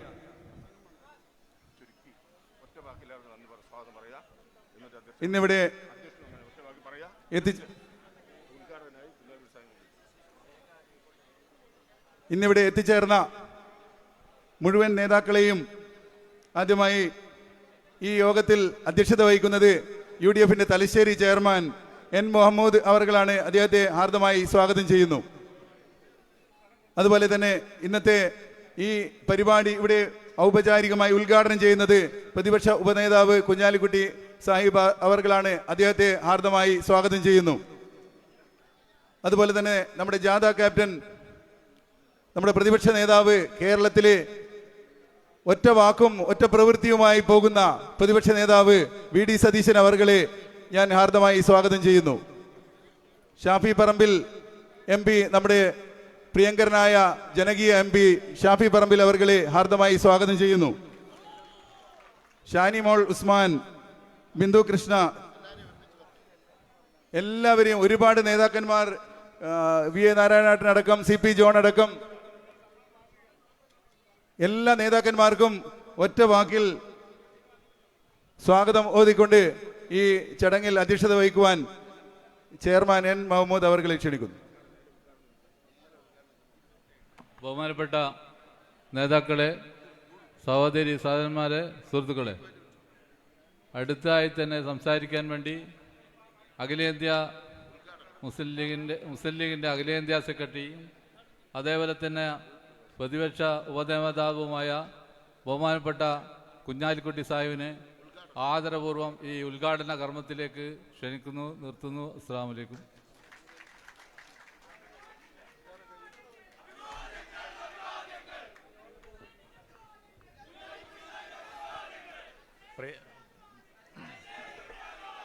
പ്രിയങ്കരായ സഹോദരി സഹോദരന്മാരെ, വേദിയിൽ നിങ്ങളെ അഭിസംബോധന ചെയ്തു കഴിഞ്ഞ നേതാക്കളാണ് ഇരിക്കുന്നത്. ആവർത്തന വിരസത ഉണ്ടാക്കാൻ ഞാൻ വീണ്ടും പേരുകൾ പറയുന്നില്ല. നിങ്ങളുടെ ആവേശം മനസ്സിലാക്കാം. ഒരുപാട് ജനഹിത പരിശോധനകളിൽ വിജയിച്ചു നിൽക്കുന്ന ഒരു ജനക്കൂട്ടം തലശ്ശേരിയിൽ ഈ കഴിഞ്ഞ മുനിസിപ്പൽ തെരഞ്ഞെടുപ്പിൽ തൂത്ത് വാരിയതിൻ്റെ ആവേശം തലശ്ശേരിയിലെ ജനങ്ങൾക്കുണ്ട്, ഒരു സംശയമില്ല. തെരഞ്ഞെടുപ്പുകൾ ഒന്നൊന്നായി വിജയിപ്പിച്ച് കേരളത്തിൽ കാണിച്ചു കൊടുത്ത, അതും ചില്ലറ വോട്ടിനൊന്നുമല്ല, പ്രതിപക്ഷ നേതാവ് ശ്രീ VD സതീശൻ നിരന്തരമായി UDFന്റെ ചെയർമാൻ എന്നുള്ള നിലക്ക് നിരന്തരമായി ജനഹിത പരിശോധനകളിൽ, അതായത് തെരഞ്ഞെടുപ്പുകളിൽ ആ ജനഹിതം വരച്ച് കാണിച്ചു കൊടുത്ത പ്രതിപക്ഷ നേതാവ് നയിക്കുന്ന യാത്ര തലശ്ശേരിയിലെത്തുമ്പോൾ സ്വാഭാവികമായി ഈ ദശകം പിന്നിട്ട് അടുത്ത യുഗം പിറക്കാൻ ആഗ്രഹിക്കുന്ന ജനങ്ങൾക്ക് ആവേശമുണ്ടാവും. ചില്ലറ വോട്ടിനൊന്നുമല്ല ഓരോരുത്തരും വിജയിച്ചവരൊക്കെ ഷാഫി പറമ്പിൽ ഈ വേദിയിൽ ഇരിക്കുന്നുണ്ട്. കൊട്ടക്കണക്കിന് വോട്ട് കിട്ടിയാണ് വിജയിച്ചത്, യാതൊരു സംശയവുമില്ല. കണ്ണൂരിലും മറ്റെല്ലാ സ്ഥലത്തും പാർലമെന്റ് തെരഞ്ഞെടുപ്പിലും പ്രതിപക്ഷ നേതാവ് ശ്രീ VD സതീശനും ഞങ്ങളെല്ലാവരും കൂടി ഉപതെരഞ്ഞെടുപ്പിൽ ഇപ്പം ഏറ്റവും അവസാനം നിലമ്പൂർ വന്നപ്പോൾ ആ വേദിയിൽ വെച്ച് തെരഞ്ഞെടുപ്പിൻ്റെ മുമ്പ് ഞങ്ങൾ പ്രഖ്യാപിച്ചു എത്ര വോട്ടിൻ്റെ ഭൂരിപക്ഷം ഉണ്ടാവുമെന്ന്. ആ കോൺഫിഡൻസ് പറയാൻ പറ്റുന്ന മുന്നണി ഇന്ന് UDF ആണ്, യാതൊരു സംശയവും വേണ്ട. ഇന്ന് UDF ആണ്, ഐക്യ ജനാധിപത്യ മുന്നണിയാണ്. ജനഹിത പരിശോധനയിൽ ജനനായകനായി ഇന്ന് വാർത്താമാധ്യമങ്ങൾ ജനങ്ങളുടെ വോട്ടെടുപ്പിലൂടെ തെരഞ്ഞെടുത്ത നായകനും ശ്രീ സതീശനാണ്. ജാഥ നായകനാണ്. രാവിലെ ഇവിടെ വന്ന് അദ്ദേഹത്തിന് കേക്ക് കൊടുത്ത് പത്രക്കാരെ കണ്ടതിന് ശേഷമാണ് ഞാൻ ഈ വേദിയിലേക്ക് വന്നത്. അങ്ങനെ നോക്കുമ്പോൾ എല്ലാ ടെസ്റ്റിലും ഞങ്ങൾ വിജയിച്ചിട്ടുണ്ട്. പക്ഷേ കണ്ടറിയാത്തവൻ കൊണ്ടേ അറിയുള്ളൂ. അതിനൊരു തെരഞ്ഞെടുപ്പ് ഇനി അടുത്ത് വരാൻ പോകുന്നുണ്ട്. അപ്പം കിട്ടും ബാക്കി. ഇന്നിവിടെ അദ്ദേഹം ജനഹിത പരിശോധനയിൽ ജനങ്ങൾ വോട്ട് ചെയ്തിട്ടാണ് ഇപ്പോഴത്തെ വാർത്താ താരം ആയത്. ഞാൻ ഇന്ന് കേക്ക് കൊടുത്തു, പത്രക്കാരെ കണ്ടു. ജാഥ കഴിയുമ്പോൾ അടുത്ത ടെസ്റ്റ് കഴിഞ്ഞിട്ട് അടുത്ത മധുരവും കൊടുത്ത് തിരുവനന്തപുരത്ത് വെച്ച് നമുക്ക് കൊടുക്കാം എന്നുള്ളത് യാതൊരു സംശയവുമില്ല. അത്രമാത്രം വ്യക്തമാണ് കേരളത്തിലെ രാഷ്ട്രീയ രംഗം. സിയാസഫ് അലിയോട് ഞാൻ എൻ്റെ അടുത്തിരിക്കുമ്പോൾ സംസാരിച്ചുകൊണ്ട് അടൂർ പ്രകാശിനോടും സംസാരിച്ചുകൊണ്ടിരിക്കുകയായിരുന്നു. അടൂർ പ്രകാശ് അദ്ദേഹത്തിൻ്റെ നിലപാട് നന്നായി വിശദീകരിച്ചു. യാതൊരു സംശയവുമില്ല ആ കാര്യത്തിൽ. ജനങ്ങൾക്കൊരു സംശയവുമില്ല. കാരണം ഫോട്ടോ കണ്ടതിന് വെരിഫൈ ചെയ്തതാണ് എന്നുള്ള ആളുകൾക്കറിയാം. ഇത്ര അധികം വിശദീകരിച്ച് ബുദ്ധിമുട്ടേണ്ട കാര്യമില്ല എന്നാണ് എൻ്റെ അഭിപ്രായം. അകത്ത് കിടക്കുന്നവൻ്റെ കാര്യം വേറെ, പുറത്ത് നടക്കുന്നവരുടെ കാര്യം വേറെ. അപ്പോൾ അതുകൊണ്ട് അത് ഇവിടെ എൻ്റെ മുമ്പ് പ്രസംഗിച്ചവരൊക്കെ പറഞ്ഞിട്ടുണ്ട്. പക്ഷെ ജനങ്ങളുടെ ഹിതം വ്യക്തമാണ്. ഒരു ദശകമായി അവർ ദുരിതത്തിലാണ്. അതിന്ന് മോചനം വേണം. അതാണ് പ്രശ്നം. അതിനുള്ള അജണ്ട ഞങ്ങളുടെ കയ്യിലുണ്ട്, സതീശൻ്റെ കയ്യിലുണ്ട്. ഞങ്ങൾ അതും കൊണ്ടുവന്ന് ഒരു ദശകം പിന്നിട്ട ദുരിതത്തിൽ നിന്ന് നവയുഗത്തിലേക്ക്, പുതിയ യുഗത്തിലേക്ക്. അവർ പറയുന്ന നവയുഗമല്ല, കേട്ടാൽ ജനങ്ങൾക്ക് ബേജാറുണ്ടാക്കണ ആ നവയുഗമല്ല. അതായത് സമുദായങ്ങൾ തമ്മിൽ ഭിന്നിപ്പിക്കുക, പച്ച വർഗീയത പറയുക, പച്ച വർഗീയത പറയുന്നവരെ പ്രോത്സാഹിപ്പിക്കുക, അവരെ കൊണ്ടു നടക്കുക, എന്നിട്ട് നവയുഗം പറയാം. ആ നവയുഗമല്ല. നിലപാടെടുത്ത് ഉറച്ച മതേതരത്വത്തിന് ടെസ്റ്റ് പാസ്സായവരാണ് ഞങ്ങൾ. യാതൊരു സംശയവും വേണ്ട. ഞാൻ ഈ വേദിയിൽ ഒരുപാട് പ്രാവശ്യം പ്രസംഗിച്ച വേദിയാണ് തലശ്ശേരി. പലപ്പോഴും പ്രസംഗിക്കേണ്ടി വന്നിട്ടുള്ളത് ന്യൂനപക്ഷ സമുദായത്തിൻ്റെ ഇടയിൽ കടുത്ത വർഗീയത പ്രചരിപ്പിക്കാൻ വേണ്ടി ഇടതുപക്ഷം കെട്ടിക്കൊടുത്ത വേദിയിൽ വന്ന് പ്രസംഗിച്ച അത്തരം ആളുകൾക്കെതിരായി തീവ്രമായ വർഗീയത, തീതുപ്പുന്ന വർഗീയത ഇവിടെ നിന്ന് പറഞ്ഞപ്പോൾ അതിനെതിരായി മറുപടി പറയാൻ തലശ്ശേരിയിൽ വന്നു എന്ന് അഭിമാനപൂർവ്വം ഞാൻ ഇപ്പോഴും പറയാണ്. അന്ന് ഇന്ത്യൻ യൂണിയൻ മുസ്ലിം ലീഗ് ഒലിച്ചു പോകുന്നു പറഞ്ഞു. ഇവിടെയൊക്കെ വലിയ പ്രശ്നങ്ങളായിരുന്നു, ലോ ആൻഡ് ഓർഡർ പ്രശ്നമായിരുന്നു വന്ന് പ്രസംഗിക്കാൻ തന്നെ. കാരണം ബാബരി മസ്ജിദിന് ശേഷമുള്ള കാലഘട്ടത്തിലൊക്കെ അന്ന് ഒലിച്ചു പോകുമെന്ന് പറഞ്ഞ ഇന്ത്യൻ യൂണിയൻ മുസ്ലിം ലീഗ് ഇന്ന് സർവകാല റെക്കോർഡുണ്ടാക്കി മുനിസിപ്പാലിറ്റിയിൽ ഇവിടെ വിജയിച്ചിട്ടുണ്ട്. അപ്പോൾ ആളുകൾക്കറിയാം, ജനങ്ങൾക്കറിയാം മതേതര നിലപാടെടുക്കുന്നത് ആരാണ്. ഭൂരിപക്ഷ സമുദായം അത് മനസ്സിലാക്കുന്നുണ്ട്. ചില ചാനലുകൾ ഞാൻ ഇന്ന് എന്നെ കണ്ടപ്പോൾ ചോദിച്ചു, പഴകി പുളിച്ച ചില വാർത്തകൾ, കാര്യങ്ങളൊക്കെ, വെൽഫെയർ കാര്യം, അതുപോലുള്ള കാര്യങ്ങൾ ആവർത്തിച്ച് ചോദിക്കുമ്പോൾ ഞാൻ പറഞ്ഞു, ഇനിയെങ്കിലും നിങ്ങൾക്കൊന്ന് മതിയാക്കാനായില്ലേ? കഴിഞ്ഞ തദ്ദേശ തെരഞ്ഞെടുപ്പിൽ നിങ്ങൾ ഇതേ ചോദ്യം ചോദിച്ചിട്ട് ഒരു ഗുണമുണ്ടാകാത്ത സ്ഥിതിക്ക് ഇനി ഈ ഭാര്യങ്ങൾക്ക് 1-2 ചാനലുകൾക്ക് അത് വിട്ടൂടെ എന്ന് ഞാൻ ചോദിച്ചു. കാരണം എന്താ? വെൽഫെയറിന് അവരെയും കൊണ്ട് അവരെ അങ്ങേയറ്റം അവരെ വേദിയിലെടുത്ത് പ്രസംഗിച്ചത്, അതുപോലെ തന്നെ എന്താ പറയുക, പ്രചരിപ്പിച്ചതും ഒക്കെ ഈ നാട്ടിൽ നിൽക്കുകയാണ്. അങ്ങനെ അവർ ചെയ്ത സഖ്യം മറ്റുള്ളവരുടെ തലയിൽ വെച്ച് അങ്ങനെ വിഭാഗീയത ഉണ്ടാക്കുക. ഏതെങ്കിലും ഒരു വിഷയം കിട്ടിയാൽ അതുപയോഗിച്ച് കമ്മ്യൂണൽ ഡിവൈഡ് ഉണ്ടാക്കുക. പറ്റാവുന്ന സ്ഥലത്തൊക്കെ പോയി വർഗീയ വിഭജനം ഉണ്ടാക്കാൻ നോക്കുക. പണ്ട് ബാബരി മസ്ജിദിൻ്റെ ശേഷം UDF അന്ന് ശക്തമായി ഭൂരിപക്ഷ ന്യൂനപക്ഷ സമുദായങ്ങളുടെ ഐക്യത്തിന് വേണ്ടി നിന്നപ്പോൾ വർഗീയത പ്രചരിപ്പിക്കാൻ വേണ്ടി ശ്രമിച്ചത് വർഗീയ പാർട്ടികളെ ഉപയോഗിച്ച് ഇവരായിരുന്നു. അതേപോലെ ഇപ്പോൾ വീണ്ടും പാർലമെൻറ്റ് തെരഞ്ഞെടുപ്പിൻ്റെ മുമ്പ് ന്യൂനപക്ഷങ്ങളെ പ്രീണിപ്പിക്കാൻ, പാർലമെൻറ്റ് തെരഞ്ഞെടുപ്പ് അന്ന് കഴിഞ്ഞ് ഇപ്പോൾ ഭൂരിപക്ഷത്തെ പ്രീണിപ്പിക്കാൻ ഏതാണ്ട് പാഷാണം വർക്കിയുടെ പരിപാടി. അവിടെ ചെന്ന അവിടെ, ഇവിടെ ചെന്ന ഇവിടെ. ഇത് തുടർന്നിട്ട് ഒരു കാര്യം ഉണ്ടാകാൻ പോകുന്നില്ല. ജനങ്ങൾക്ക് കാര്യം മനസ്സിലായി. അതിൻ്റെ തെളിവാണ് ഓരോ ഹിതപരിശോധനയിലും. ഇപ്പോൾ വാർത്താ മാധ്യമ ചാനൽ ചാനൽ നടത്തിയതാണെങ്കിലും ജനങ്ങൾ വോട്ട് ചെയ്തിട്ടാണ് ശ്രീ സതീശനെ തിരഞ്ഞെടുത്തത്. അപ്പോൾ UDF-നും സതീശനും ഒക്കെ നിരന്തരമായ അംഗീകാരം ജനങ്ങൾ കൊടുക്കുന്നുവെങ്കിൽ അത് അവരുടെ ദുരിതത്തിൽ നിന്ന് കരകയറാനാണ് എന്ന് ഇനിയെങ്കിലും മനസ്സിലാക്കി അവസാനിപ്പിച്ചാൽ നിങ്ങൾക്ക് നല്ലത്. അല്ലെങ്കിൽ കണ്ടറിയാത്തവൻ കൊണ്ടറിയും, അപ്പക്ക് കാത്തിരുന്നാൽ മതി എന്ന് പറഞ്ഞുകൊണ്ട് ഞാൻ എൻ്റെ വാക്കുകൾ ഉപസംഹരിക്കുന്നു. ജയ് ഹിന്ദ്. നമ്മുടെ പ്രിയപ്പെട്ട MP നിങ്ങളെ അഭിമുഖീകരിച്ച് സംസാരിക്കും. അതിന് അദ്ദേഹത്തെ ആദരപൂർവ്വം ക്ഷണിച്ചോളൂ.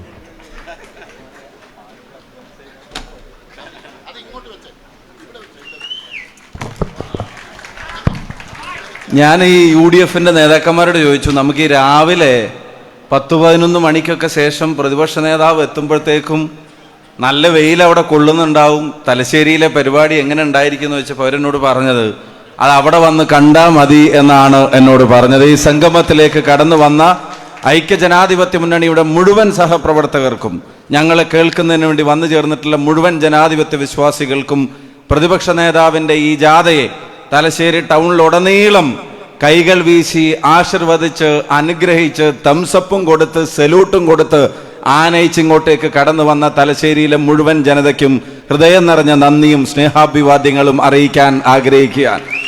പ്രതിപക്ഷ നേതാവ് എന്നോട് പറഞ്ഞു, കുഞ്ഞാലൂർ സാഹിബിന്റെ പ്രസംഗത്തിൽ 1-2 വരി, ആ 2 വരി കൊണ്ട് ഈ ജാഥ എന്തിനാണെന്നുള്ളത് അവർക്ക് മനസ്സിലാവും.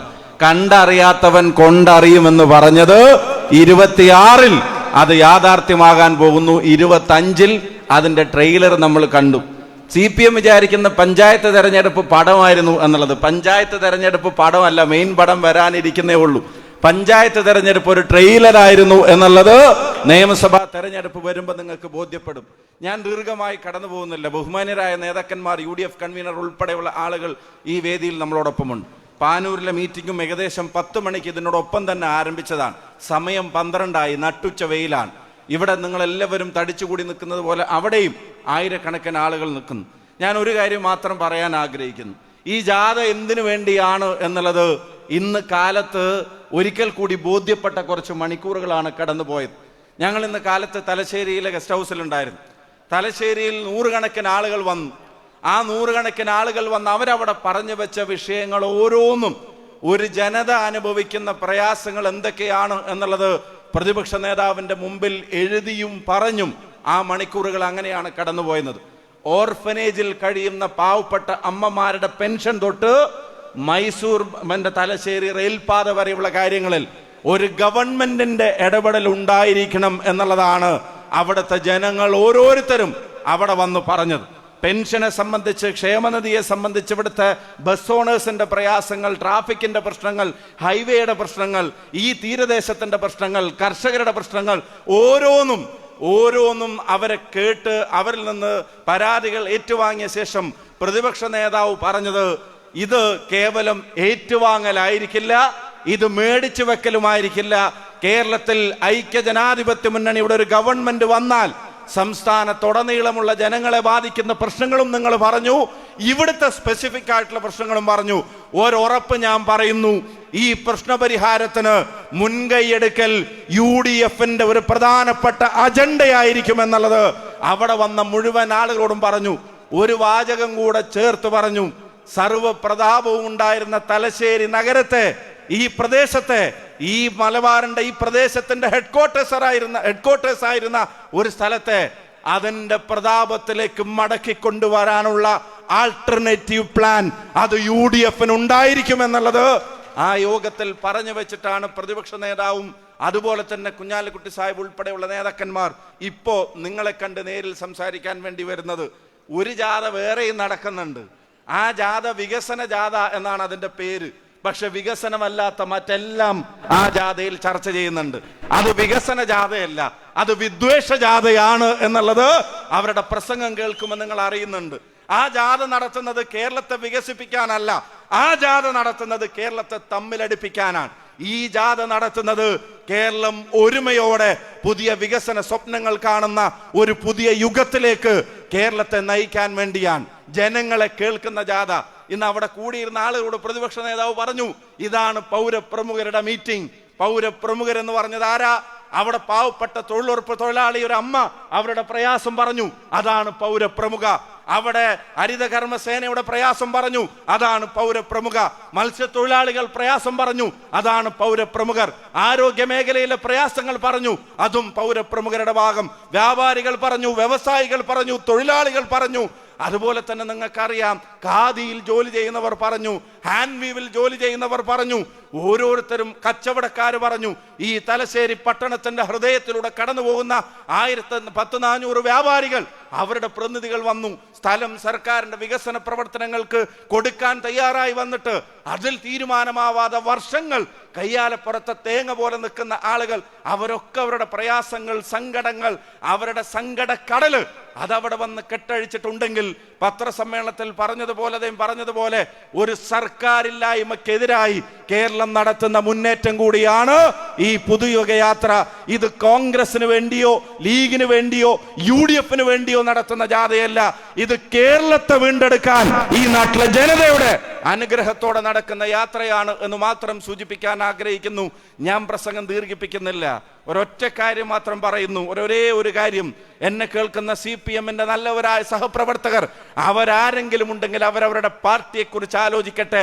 പത്മകുമാർ പാർട്ടിയുടെ ഉള്ളിലും അതുപോലെ തന്നെ കുഞ്ഞികൃഷ്ണൻ പാർട്ടിയുടെ പുറത്തുമാണെങ്കിൽ നിങ്ങളുടെ പാർട്ടിക്ക് എവിടെയാണ് തെറ്റുപറ്റുന്നത് എന്നുള്ളത് നിങ്ങൾ തിരിച്ചറിയട്ടെ. അദ്ദേഹം പറഞ്ഞതുപോലെ പ്രവർത്തകർ നേതൃത്വത്തെ തിരുത്തുന്ന ഒരു തെരഞ്ഞെടുപ്പ് ഇവിടെ വരാൻ പോകുന്നു.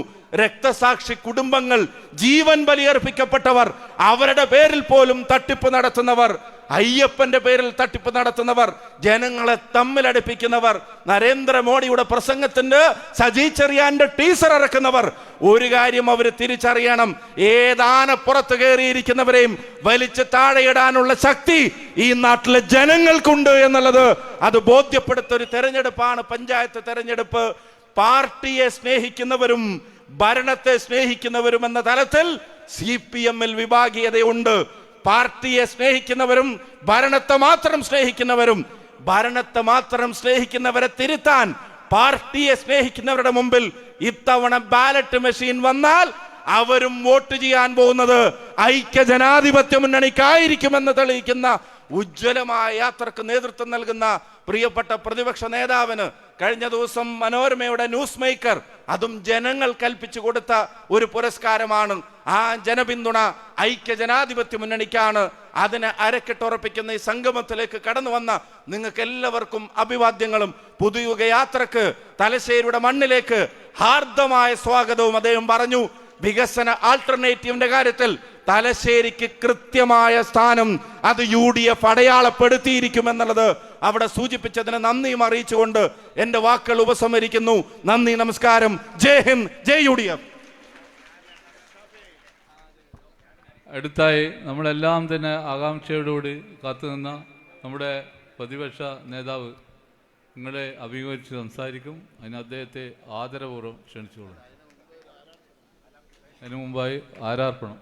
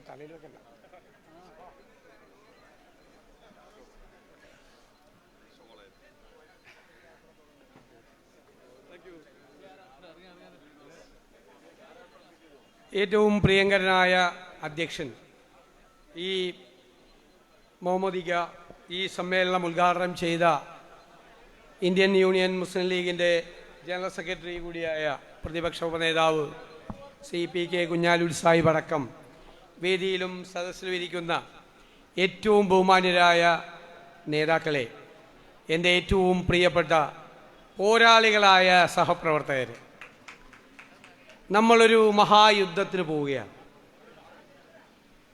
ഈ യുദ്ധത്തിൽ ഉജ്ജ്വലമായ വിജയം നമ്മൾ നേടണം എന്ന് കേരളത്തിലെ ജനങ്ങൾ ആഗ്രഹിക്കുന്നു. ഈ ദുർഭരണത്തിന് അന്ത്യം കുറിച്ച് കേരളത്തിൽ ഒരു പുതുയുഗപ്പിറവി ഉണ്ടാകണം. നമ്മളിനി പ്രതിപക്ഷം മാത്രമല്ല, അധികാരത്തിലേക്ക് വരാൻ പോകുന്ന മുന്നണി കൂടിയാണ്. നമ്മൾ ഗവൺമെന്റിനെ വിമർശിച്ചു, ചോദ്യം ചെയ്തു, തെറ്റുകൾ ചൂണ്ടിക്കാണിച്ചു, ശക്തമായ ജനവികാരമുണ്ടാക്കി. ഇനി നമ്മുടെ മുമ്പിൽ ഒരു ചോദ്യമുണ്ട്. ഗവൺമെന്റ് പരാജയപ്പെട്ട സ്ഥലങ്ങളിൽ നിങ്ങൾ എന്തു ചെയ്യുമെന്ന ചോദ്യം. ആ ചോദ്യത്തിനുള്ള ഉത്തരവുമായി കൂടിയാണ് UDF ഈ യാത്ര നടത്തുന്നത് എന്ന് ഞാൻ അഭിമാനത്തോടെ പറയാൻ ആഗ്രഹിക്കുന്നു. നമ്മൾ പറഞ്ഞു, ഈ ഗവൺമെന്റ് കുറേ പ്രഖ്യാപനങ്ങൾ നടത്തി. പക്ഷെ ആ പ്രഖ്യാപനങ്ങൾക്ക് എന്തു പ്രസക്തി? നമ്മുടെ ഖജനാവിൽ പൂച്ച പെറ്റ് കിടക്കുകയാണ്. ഒന്നുമില്ല അവിടെ. പിണറായി വിജയൻ അടുത്ത മാസം അധികാരത്തിൽ നിന്ന് സലാം പറയുമ്പോൾ 6 ലക്ഷം കോടി രൂപയുടെ കടബാധ്യത കേരളത്തിലെ ജനങ്ങളുടെ തലയിൽ കെട്ടിവെച്ചിട്ടാണ് പോകുന്നത്. കടത്തിൻ്റെ കാണാക്കയങ്ങളിലേക്ക് ഒരു കാലത്തും ഇല്ലാത്ത തരത്തിൽ കേരളത്തെ ചവിട്ടി താഴ്ത്തിയിട്ടാണ് ഈ ഗവൺമെന്റ് പോകുന്നത്. അവിടെ നിന്നാണ് നമ്മൾ കേരളത്തിൻ്റെ സമ്പദ് വ്യവസ്ഥയെ ഉയർത്തെഴുന്നേൽപ്പിക്കേണ്ടത്. കേരളത്തിൻ്റെ ഇക്കോണമിയെ നമ്മൾ ഷൂട്ടപ്പ് ചെയ്യേണ്ടത്. മാറ്റമുണ്ടാക്കണം. ആ മാറ്റമുണ്ടാക്കാനുള്ള പദ്ധതികളാണ് നമ്മൾ കഴിഞ്ഞ 2 വർഷക്കാലമായി നടത്തുന്നത്. ആ പദ്ധതികളുടെ പ്രഖ്യാപനം ഈ ജാഥ തിരുവനന്തപുരത്ത് എത്തുന്നതിന് മുൻപ് വിവിധ സ്ഥലങ്ങളിൽ വെച്ചുണ്ടാകും. നമ്മൾ പറഞ്ഞു, ആരോഗ്യ കേരളം വെന്റിലേറ്ററിലാണ്. എന്താ റിപ്പോർട്ടുകൾ വരുന്നത്? പിന്നോട്ട് നടത്തമാണ്. ചരിത്രത്തിൽ നമുക്ക് ആരോഗ്യരംഗത്തൊരു സ്ഥാനമുണ്ടായിരുന്നു. അവിടെ നിന്നും നാം പുറകിലേക്ക് നടക്കുകയാണ്. മെഡിക്കൽ കോളേജുകളെ പറ്റി പറഞ്ഞ തമാശയാണിപ്പോൾ. സാധാരണ താലൂക്ക് ആശുപത്രിയിൽ നിന്നും ജില്ലാ ആശുപത്രിയിൽ നിന്നും രോഗികൾ വന്നാൽ റെഫർ ചെയ്യുന്നത് മെഡിക്കൽ കോളേജിലേക്കാണ്. പക്ഷേ കേരളത്തിലെ പല മെഡിക്കൽ കോളേജുകളിലും ഇപ്പോൾ രോഗികൾ ചെന്നാൽ അവിടെ സൗകര്യമില്ലാത്തത് കൊണ്ട് താലൂക്ക് ആശുപത്രിയിലേക്കും ജില്ലാ ആശുപത്രിയിലേക്ക് റിവേഴ്സായി റെഫർ ചെയ്യുക. ആ സ്ഥിതിയിലേക്ക് എത്തിച്ചു ഇവിടെ കേരളത്തെ. അപ്പോൾ വെന്റിലേറ്ററിലായി കിടക്കുന്ന ഈ ആരോഗ്യ കേരളത്തെ ആരോഗ്യവതിയായി എഴുന്നേൽപ്പിച്ച് നടത്തേണ്ട ഉത്തരവാദിത്വം നമുക്കുണ്ട്. അടുത്ത ദിവസം കോഴിക്കോട് വെച്ച് 100-ലധികം ഡോക്ടർമാർ ചർച്ച ചെയ്ത് രാജ്യത്തിനകത്തും പുറത്തുമുള്ള ഡോക്ടർമാർ തയ്യാറാക്കിയ ആരോഗ്യത്തെക്കുറിച്ചുള്ളൊരു വിഷൻ ഡോക്യുമെന്റ് നമ്മൾ അവതരിപ്പിക്കും. ആരോഗ്യരംഗത്ത് മാറ്റങ്ങൾ ഉണ്ടാകും. വിദേശ രാജ്യങ്ങളിൽ നിന്ന് പോലും ആളുകൾ ചികിത്സക്കെത്തുന്ന സ്ഥലമായി കേരളത്തെ മാറ്റും. ഈ ചികിത്സാ ചെലവ് സാധാരണക്കാർക്ക് കുറച്ചു കൊണ്ടുവരും. സമഗ്രമായ മാറ്റങ്ങൾ ആരോഗ്യരംഗത്ത് നമ്മൾ സൃഷ്ടിക്കുക തന്നെ ചെയ്യും.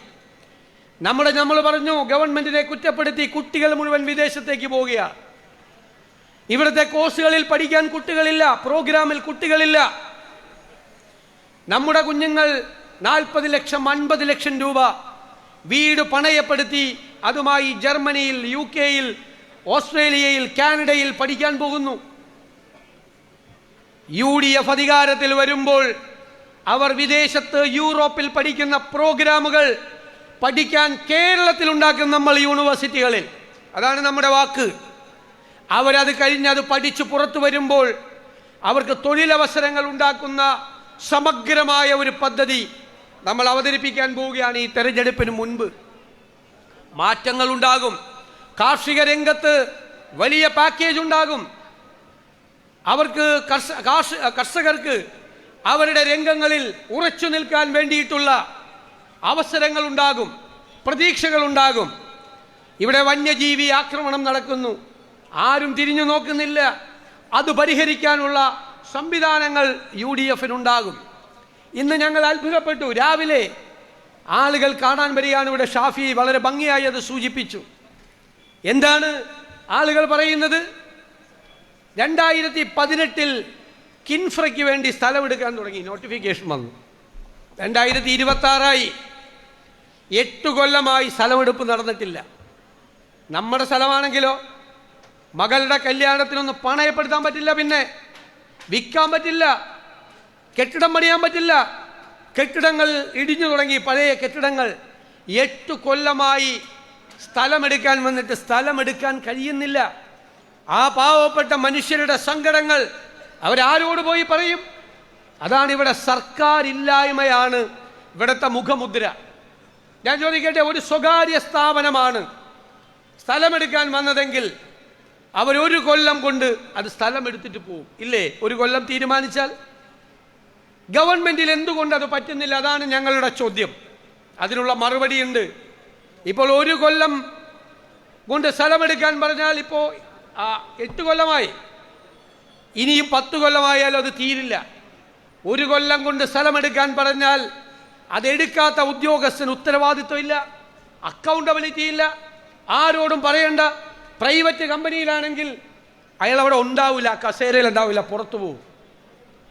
ഇത്തരം കാര്യങ്ങൾ 50 കോടി രൂപയുടെ ഒരു പ്രോജക്റ്റ് 3 കൊല്ലത്തേക്ക് തുടങ്ങുന്നു.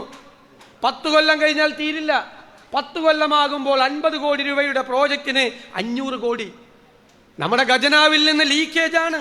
ആരുടെ പണമാണ്? ഞാനും നിങ്ങളും കൊടുക്കുന്ന നികുതി പണമാണ് ഇങ്ങനെ പോകുന്നത്, വല്ല വഴിക്ക് പോവുകയാണ്. ഞാൻ പറയുന്നു, UDF ഗവൺമെന്റ് അധികാരത്തിൽ വരുമ്പോൾ ബന്ധപ്പെട്ട ഉദ്യോഗസ്ഥന്മാർക്ക് അക്കൗണ്ടബിലിറ്റി ഉണ്ടാകാൻ അതിന് നിയമവൽക്കരിക്കും, ലീഗലൈസ് ചെയ്യും. 1 കൊല്ലം കൊണ്ട് പൂർത്തിയാക്കേണ്ട പദ്ധതി അയാൾ പൂർത്തിയാക്കിയില്ലെങ്കിൽ 366-ാമത്തെ ദിവസം അയാൾക്കെതിരെ നടപടി വരും. ഈ കേരളത്തിലെ ഖജനാവ് ചോർച്ചയെ നമ്മൾ തടയണ്ടേ? സ്വകാര്യ കമ്പനിയിൽ നടക്കാമെങ്കിൽ എന്തുകൊണ്ട് ഗവൺമെന്റിൽ നടന്നുകൂടാ? ഇച്ഛാശക്തിയുള്ള ഒരു ഗവൺമെന്റിന്, നിശ്ചയദാർഢ്യമുള്ള ഒരു ഗവൺമെന്റിന്, കാർക്കശ്യമുള്ള ഒരു ഗവൺമെന്റിന് അത്തരം കാര്യങ്ങൾ സമയബന്ധിതമായി നടപ്പാക്കാൻ പറ്റും എന്നാണ് ഞങ്ങളുടെ വിശ്വാസം. അതാണ് പുതുയുഗ പിറവി എന്ന് പറയുന്നത്. മാറ്റമാണ്, മാറ്റം. ഞാൻ ചോദിക്കട്ടെ, 2001 പണമില്ലല്ലോ ഖജനാവിൽ. ഞാൻ പൂച്ച പെറ്റ് കിടക്കുകയാണെന്ന് പറഞ്ഞപ്പോൾ ധനകാര്യമന്ത്രിക്ക് വിഷമം. ഞാൻ പറയാൻ കാര്യം എന്താ? എൻ്റെ വീട്ടിൽ പൂച്ചയുണ്ട്. പൂച്ച പ്രസവിക്കുന്നത് എപ്പോഴാ കണ്ടിട്ടുണ്ടോ? പ്രസവിക്കുന്ന അവസാനത്തെ 2 ദിവസം പരിഭ്രമത്തിൽ ഇങ്ങനെ ഓടി നടക്കും. എന്നിട്ട് ആരും വരാത്ത ഒരു മൂല, ആരും കയറാത്ത ഒരു സ്ഥലം, ഒരു പരിപാടിയും നടക്കാത്ത ഒരു സ്ഥലത്ത് പൂച്ച കൂളായിട്ട് പ്രസവിക്കും. ഈ കേരളത്തിൽ ഇപ്പോൾ പൂച്ചയ്ക്ക് പ്രസവിക്കാൻ പറ്റിയ ഏറ്റവും ബെസ്റ്റ് സ്ഥലം ഏതാ? അത് തന്നെ കേരളത്തിൻ്റെ ഖജനാവ്. ആ ഖജനാവ് നിറയ്ക്കണ്ടേ? ആ ഖജനാവിൽ പണമുണ്ടാകണ്ടേ? ക്ഷേമ പദ്ധതികൾ വേണ്ടേ? വികസന പദ്ധതികൾ നടപ്പാക്കണ്ടേ? എവിടെ നികുതി പിരിവ്? 2001 4000 രൂപയാണ് ഒരു പവന്റെ സ്വർണത്തിന്റെ വില. 4000 രൂപ. ഇപ്പൊ എത്രയാ? 1,30,000 ഒറ്റ. ഇനി 1 ലക്ഷം എന്ന് വിചാരിക്കും അല്ലേ? അപ്പൊ 25 ഇരട്ടിയായി. അന്ന് 500 കോടിയാണ് 2001 നികുതി കിട്ടുന്നത്. ഞാൻ സ്വർണത്തിന്റെ വിൽപ്പന കേരളത്തിൽ കുറഞ്ഞിട്ടുണ്ടോ എന്ന് വേൾഡ് ഗോൾഡ് കൗൺസിലിന്റെ കണക്ക് നോക്കി, ഒരു കുറവുമില്ല. അന്നത്തേക്കാൾ കൂടുതൽ വിൽപ്പന നടക്കുന്നുണ്ട്. അന്ന് 500 കോടി സ്വർണത്തിൽ നിന്ന് കിട്ടിയിരുന്നെങ്കിൽ ഇപ്പൊ അതിന്റെ 25 ഇരട്ടി കിട്ടണ്ടേ? വേണ്ടേ? കാരണം 1 ലക്ഷം രൂപയായി സ്വർണത്തിന്. 4000ന്റെ 25 ഇരട്ടി. 1 ലക്ഷം അല്ല, അതിന്റെ അപ്പുറത്ത് പോയി. ഞാൻ 1 ലക്ഷം കൂട്ടുന്നുള്ളൂ. 25 ഇരട്ടി എന്ന് പറഞ്ഞാൽ 500 കോടി രൂപയുടെ 25 ഇരട്ടി 12,500 അല്ലേ? 25 625 അങ്ങനെ കോടി. എത്ര കോടി കിട്ടണം? 25 ഇരട്ടി എന്ന് പറഞ്ഞാൽ 500ന്റെ 25 ഇതെന്ന് പറഞ്ഞാൽ 12,500 കോടി വരും, ശരിക്കും വരും. ആ 12,500 കോടി അല്ലെങ്കിൽ 10,000-നും 15,000-നും ഇടയിൽ കിട്ടണം. ഇപ്പൊ കിട്ടണ എത്രയെന്നറിയോ? അറിയോ? പഴയ 500 കോടി തന്നെ. ചോർച്ചയാണ്, നികുതി ചോർച്ചയാണ്, നികുതി ചോർച്ചയാണ്. ഇവിടെ സ്വർണ്ണക്കട നടത്തുന്നവരല്ല ആ നികുതി ചോർച്ച നടത്തുന്നത്. അവർക്കും കച്ചവടമില്ല. കാരണം രഹസ്യമായിട്ടുള്ള കച്ചവടം നടക്കുകയാണ് വേറെ പലതരത്തിലും. അതിനെ നിയന്ത്രിക്കാൻ ഈ ഗവൺമെന്റിന് കഴിഞ്ഞോ? 10-12,000 കോടി രൂപ ഖജനാവിൽ കിട്ടേണ്ടതാണ് എല്ലാ വർഷവും നഷ്ടപ്പെടുന്നത്. ഇവർക്ക് ഇവിടെ ഗവൺമെന്റ് ഇല്ല, സർക്കാരില്ല. സർക്കാരില്ലായ്മയാണ് ഇവരുടെ ഏറ്റവും മുഖമുദ്ര. അതിന് പരിഹാരമുണ്ടാകും. എല്ലാ കാര്യങ്ങൾക്കും മാറ്റമുണ്ടാകും. ജനങ്ങളുടെ എന്താണ് രാഷ്ട്രീയ പ്രവർത്തനം? സാധാരണക്കാരൻ്റെ കണ്ണീര് തുടയ്ക്കാൻ, അവൻ്റെ സങ്കടങ്ങൾ മാറ്റാൻ, അവൻ്റെ ജീവിത നിലവാരം ഉയർത്താൻ നമ്മൾ നടത്തുന്ന കഠിനാധ്വാനത്തിൻ്റെ പേരാണ് രാഷ്ട്രീയ പ്രവർത്തനം. ആ കഠിനാധ്വാനത്തിൻ്റെ പേരാകണം രാഷ്ട്രീയ പ്രവർത്തനം. അതാണ് UDF നിങ്ങൾക്ക് വാക്ക് തരുന്നത്. ഗുഡ് ഗവേണൻസ്, സദ്ഭരണം കേരളത്തിൽ ഉണ്ടാകും. സമഗ്രമായ മാറ്റമുണ്ടാകും. അടിസ്ഥാന തലത്തിൽ മാറ്റമുണ്ടാകും. കേരളത്തെ ഇന്ത്യയിലെ ഏറ്റവും മികച്ച 1ാമത്തെ സംസ്ഥാനമാക്കി നമ്മൾ മാറ്റും. ഇപ്പോൾ ഒരു 1ാം സ്ഥാനമുണ്ട്. എന്തിനാണെന്നറിയോ? ഇന്ത്യയിൽ ഏറ്റവും കൂടുതൽ വിലക്കയറ്റമുള്ള 1ാമത്തെ സംസ്ഥാനം കേരളമാണ്. 11 മാസമായി മാർക്കറ്റിൽ ഇടപെടുന്നില്ല, ഒന്നും ചെയ്യുന്നില്ല, ഗവൺമെന്റ് ഇല്ല. അതിൽ നിന്ന് നമുക്ക് മാറ്റമുണ്ടാകണം. നമുക്ക് രാഷ്ട്രീയമൊക്കെ പറയണം, രാഷ്ട്രീയം പറയാതിരിക്കാൻ പറ്റില്ല. CPM ഇപ്പം ഏത് വഴിയിലാണ് പോകുന്നത്? സംഘപരിവാറിൻ്റെ അതേ വഴിയിൽ യാത്ര ചെയ്യുന്നു. സംഘപരിവാറിൻ്റെ പരിപാടി എന്താ? ഒരു സംസ്ഥാനത്ത് ചെന്നാൽ മതങ്ങളെ തമ്മിലടിപ്പിക്കുക, അല്ലേ, ഭിന്നിപ്പുണ്ടാക്കുക, വിദ്വേഷ പ്രസംഗം നടത്തുക, അതിൽ നിന്ന് രാഷ്ട്രീയ മുതലെടുപ്പ് നടത്തി വോട്ട് കിട്ടുക. CPM എന്താ ചെയ്യുന്നത്? കേരളത്തിൽ ചേട്ടൻ ബാവയും അനിയൻ ബാവയും ഒരേ പാതയിൽ സഞ്ചരിക്കുക. കഴിഞ്ഞ പാർലമെന്റ് തെരഞ്ഞെടുപ്പിൽ മുഖ്യമന്ത്രി പിണറായി വിജയന്റെ 35 ദിവസത്തെ പ്രസംഗം എൻ്റെ കയ്യിലുണ്ട്. അന്ന് ന്യൂനപക്ഷമായിരുന്നു അദ്ദേഹത്തിന്. അന്ന് എന്തൊക്കെയാണ് പറയുന്നത്? ഗാസയിലെ യുദ്ധം, പാലസ്തീൻ പ്രശ്നം, പൗരത്വ രജിസ്റ്റർ. തെരഞ്ഞെടുപ്പിൽ ന്യൂനപക്ഷം വോട്ട് ചെയ്തില്ല. ഇതൊന്നും കൊണ്ട് അവർ വീണില്ല. അപ്പം നേരെ ഭൂരിപക്ഷ പ്രീണനമായി. ഡൽഹിയിൽ പോയി മലപ്പുറത്തിനെതിരായി മുഖ്യമന്ത്രി ഹിന്ദുവിന് ഇന്റർവ്യൂ കൊടുത്തു. കിങ്കരന്മാർ, AK ബാലൻ, സജി ചെറിയാൻ, പിന്നെ മുഖ്യമന്ത്രി ഇടയ്ക്ക് ഷാൾ അണിയിക്കുന്നവർ, അവരെല്ലാം വിദ്വേഷ പ്രസംഗം തുടങ്ങി. CPM നിയന്ത്രിച്ചോ? BJP നടത്തുന്നത് പോലത്തെ വിദ്വേഷ പ്രസംഗം നടത്തി. മുസ്ലിം ലീഗിന്റെ പുറകെ നടന്നാണ് കുറെ നാള്. മുസ്ലിം ലീഗ് മുന്നണി വരുമെന്ന്. അപ്പൊ പാണക്കാട്ടെ സാദിഖ് അലി തങ്ങൾ പറഞ്ഞു, മുസ്ലിം ലീഗിന്, ഇന്ത്യൻ യൂണിയൻ മുസ്ലിം ലീഗിന് UDFൽ നിൽക്കാൻ 1000 കാരണങ്ങളുണ്ട്. ഇന്ത്യൻ യൂണിയൻ മുസ്ലിം ലീഗിന് LDFൽ പോവാൻ ഒരു കാരണം പോലും ഇല്ലാന്ന്. അതിനേക്കാൾ ശക്തമായൊരു മറുപടി ലീഗ് കൊടുക്കാനുണ്ടോ? ഇപ്പൊ ലീഗിനെ കുറ്റപ്പെടുത്താതെ, ലീഗിനെ അല്ല പറയുന്നതെന്ന് എല്ലാവർക്കും അറിയാം. ലീഗിന്റെ പേര് പറയുന്നുണ്ടേ ഉള്ളൂ. ഞാൻ കേരളത്തിലെ പൊതുസമൂഹത്തോടൊരു ചോദ്യം. ഈ മുസ്ലിം ലീഗ് ദുർബലമായാൽ, അതില്ലാതായാൽ ആ ഇടം ആര് കൊണ്ടുപോകും? ആ സ്പേസ് ആര് കൊണ്ടുപോകും? അത് തീവ്രവാദ സംഘടനകൾ കൊണ്ടുപോകും. ആണോ? അതിനാണോ ലീഗിനെ ദുർബലപ്പെടുത്താൻ? ലീഗ് കോൺഗ്രസിന്റെ സഹോദര സംഘടനയാണ്. പതിറ്റാണ്ടുകളായി ഞങ്ങൾ ചേർന്ന് നിൽക്കും. അതിനെ തോൽപ്പിക്കാൻ ഒരാൾക്കും കഴിയില്ല. അവരുടെ നേരെ പോരിന് വന്നാൽ ഞങ്ങൾ തടുക്കും മുമ്പിൽ നിന്ന്. അതാണ് ഞങ്ങൾ തമ്മിലുള്ള സഹോദര ബന്ധം. മുന്നിൽ നിന്ന് ഞങ്ങൾ തടുക്കും. ഇതേ പഴയ UDF ഒന്നുമല്ല, ഇത് ടീം UDF ആണ്. Team UDF. ഞാൻ നിങ്ങളോട് പറയുന്നു, കേരളത്തിലെ ജനങ്ങളുടെ ആഗ്രഹങ്ങൾ സാക്ഷാത്കരിച്ച് 100-ലധികം സീറ്റുമായി ടീം UDF അധികാരത്തിൽ വരും. നിങ്ങളുടെ ഈ വർഗീയത, നമുക്കൊരു നിലപാടുണ്ട്. ന്യൂനപക്ഷ വർഗീയതയും വേണ്ട, ഭൂരിപക്ഷ വർഗീയതയും വേണ്ട. ആര് വർഗീയത പറഞ്ഞാലും നമ്മൾ എതിർക്കും. വെള്ളം ചേർക്കില്ല തെരഞ്ഞെടുപ്പിൽ ജയിക്കാൻ വേണ്ടി. തെരഞ്ഞെടുപ്പിന്റെ പാരമ്യത്തിൽ നിൽക്കുമ്പോഴും ആര് വർഗീയത പറഞ്ഞാലും നമ്മൾ എതിർക്കും. തെരഞ്ഞെടുപ്പിൽ ജയിക്കണം. പക്ഷെ തെരഞ്ഞെടുപ്പിൽ ജയിക്കുന്നതിനേക്കാൾ UDFന് പ്രധാനം വർഗീയതയെ കേരളത്തിന്റെ മണ്ണിൽ കുഴിച്ചു മൂടണമെന്നാണ്. ഇവിടെ തീപ്പൊരി വീണാൽ ആളിക്കത്തിക്കാൻ നിൽക്കുന്ന കുറെ ആളുണ്ട്. വർഗീയതയ്ക്ക് വേണ്ടി നോക്കിയിരിക്കുക. അവരുടെ കയ്യിലേക്ക് തീപ്പന്തം എറിഞ്ഞു കൊടുക്കുകയാണ് CPM ചെയ്യുന്നത്. അതുകൊണ്ടാണ് ഞാൻ കഴിഞ്ഞ ദിവസം എൻ്റെ ഉള്ളിൽ തട്ടി പറഞ്ഞ വാക്കുകൾ, പിണറായി വിജയനും VD സതീശനും ഒക്കെ കുറച്ച് നാൾ കൂടെ ഉണ്ടാവുള്ളൂ. പിന്നെ ഓർമ്മയാവും. പിന്നെ ഓർമ്മ പോലും ചിലപ്പോൾ ഉണ്ടാവില്ല. പക്ഷെ കേരളം ഉണ്ടാകും, നമ്മുടെ കേരളം, നമ്മുടെ മക്കളും നമ്മുടെ കൊച്ചുമക്കളും ഉണ്ടാകും. അവർ ജീവിക്കുന്ന ഒരു സാമൂഹ്യ സാഹചര്യത്തിൽ ജാതിയുടെ പേരിൽ മതത്തിന്റെ പേരിൽ കലഹിക്കുന്ന ഒരു കേരളം ഉണ്ടാകാൻ നമ്മൾ ജീവിച്ചിരിക്കുമ്പോൾ സമ്മതിക്കില്ല. അതാണ് UDFന്റെ നിലപാട്, രാഷ്ട്രീയ നിലപാടാണ്. എന്ത് നഷ്ടം വന്നാലും നമ്മൾ ആ നിലപാടിൽ നിന്ന് നമ്മൾ പിന്നോക്കമില്ല. അത് കേരളത്തിന് വേണ്ടിയിട്ടുള്ള നിലപാടാണ്. ഈ പുതുയുഗ യാത്രയിൽ ഞങ്ങൾ അവതരിപ്പിക്കുന്നതും വരാനിരിക്കുന്ന നിങ്ങളുടെ മക്കൾക്കും കൊച്ചുമക്കൾക്കും വേണ്ടിയിട്ടുള്ള ഒരു കേരളത്തിനാണ്. അവരുടെ ജീവിതം, അവർക്ക് ഈ നാട്ടിൽ ജീവിക്കാൻ കഴിയുന്ന സാഹചര്യം ഉണ്ടാക്കാൻ വേണ്ടിയിട്ടാണ്. അനുഗ്രഹിക്കണം, പ്രാർത്ഥിക്കണം, എല്ലാ പിന്തുണയും നൽകണം, പോരാളികളെ പോലെ പ്രവർത്തിക്കണം. ഈ തെരഞ്ഞെടുപ്പ് ദുർഭരണത്തിന് അന്ത്യം കുറിച്ച് ഒരു പുതുയുഗത്തിൻ്റെ തിരശീല ഉയർത്താനുള്ള തെരഞ്ഞെടുപ്പാണ് എന്ന് ഞാൻ വിനയപൂർവ്വം പറയാൻ ആഗ്രഹിക്കുന്നു. ഈ തലശ്ശേരി പട്ടണത്തെ കണ്ണൂരിലെ പ്രശ്നങ്ങൾ പരിഹരിക്കുന്നതോടൊപ്പം തന്നെ ഗതകാല പ്രൗഢിയുള്ള ഗരിമയുള്ള, ഞങ്ങളെല്ലാം യാത്ര ചെയ്യുമ്പോൾ ഞാൻ അത്ഭുതത്തോടു കൂടി നോക്കിക്കാണുന്ന അതിമനോഹരമായ പൈതൃകമുള്ള ഈ തലശ്ശേരിയെ ഒരു പൈതൃക നഗരമാക്കി മാറ്റുന്നതിൽ, ഒരു തുറമുഖ നഗരമാക്കി മാറ്റുന്നതിൽ UDF പങ്കുവഹിക്കും. വാക്ക് ഞങ്ങളുണ്ടാവും കൂടെ. ഈ പട്ടണത്തിൽ നൽകിയ ഹൃദയഹാരിയായ സ്വീകരണത്തിന് നന്ദി പറയാൻ വാക്കുകളില്ലാതെ ഞാൻ നിർത്തുന്നു. നമസ്കാരം. നായകന് ആരാർപ്പണമുണ്ട്.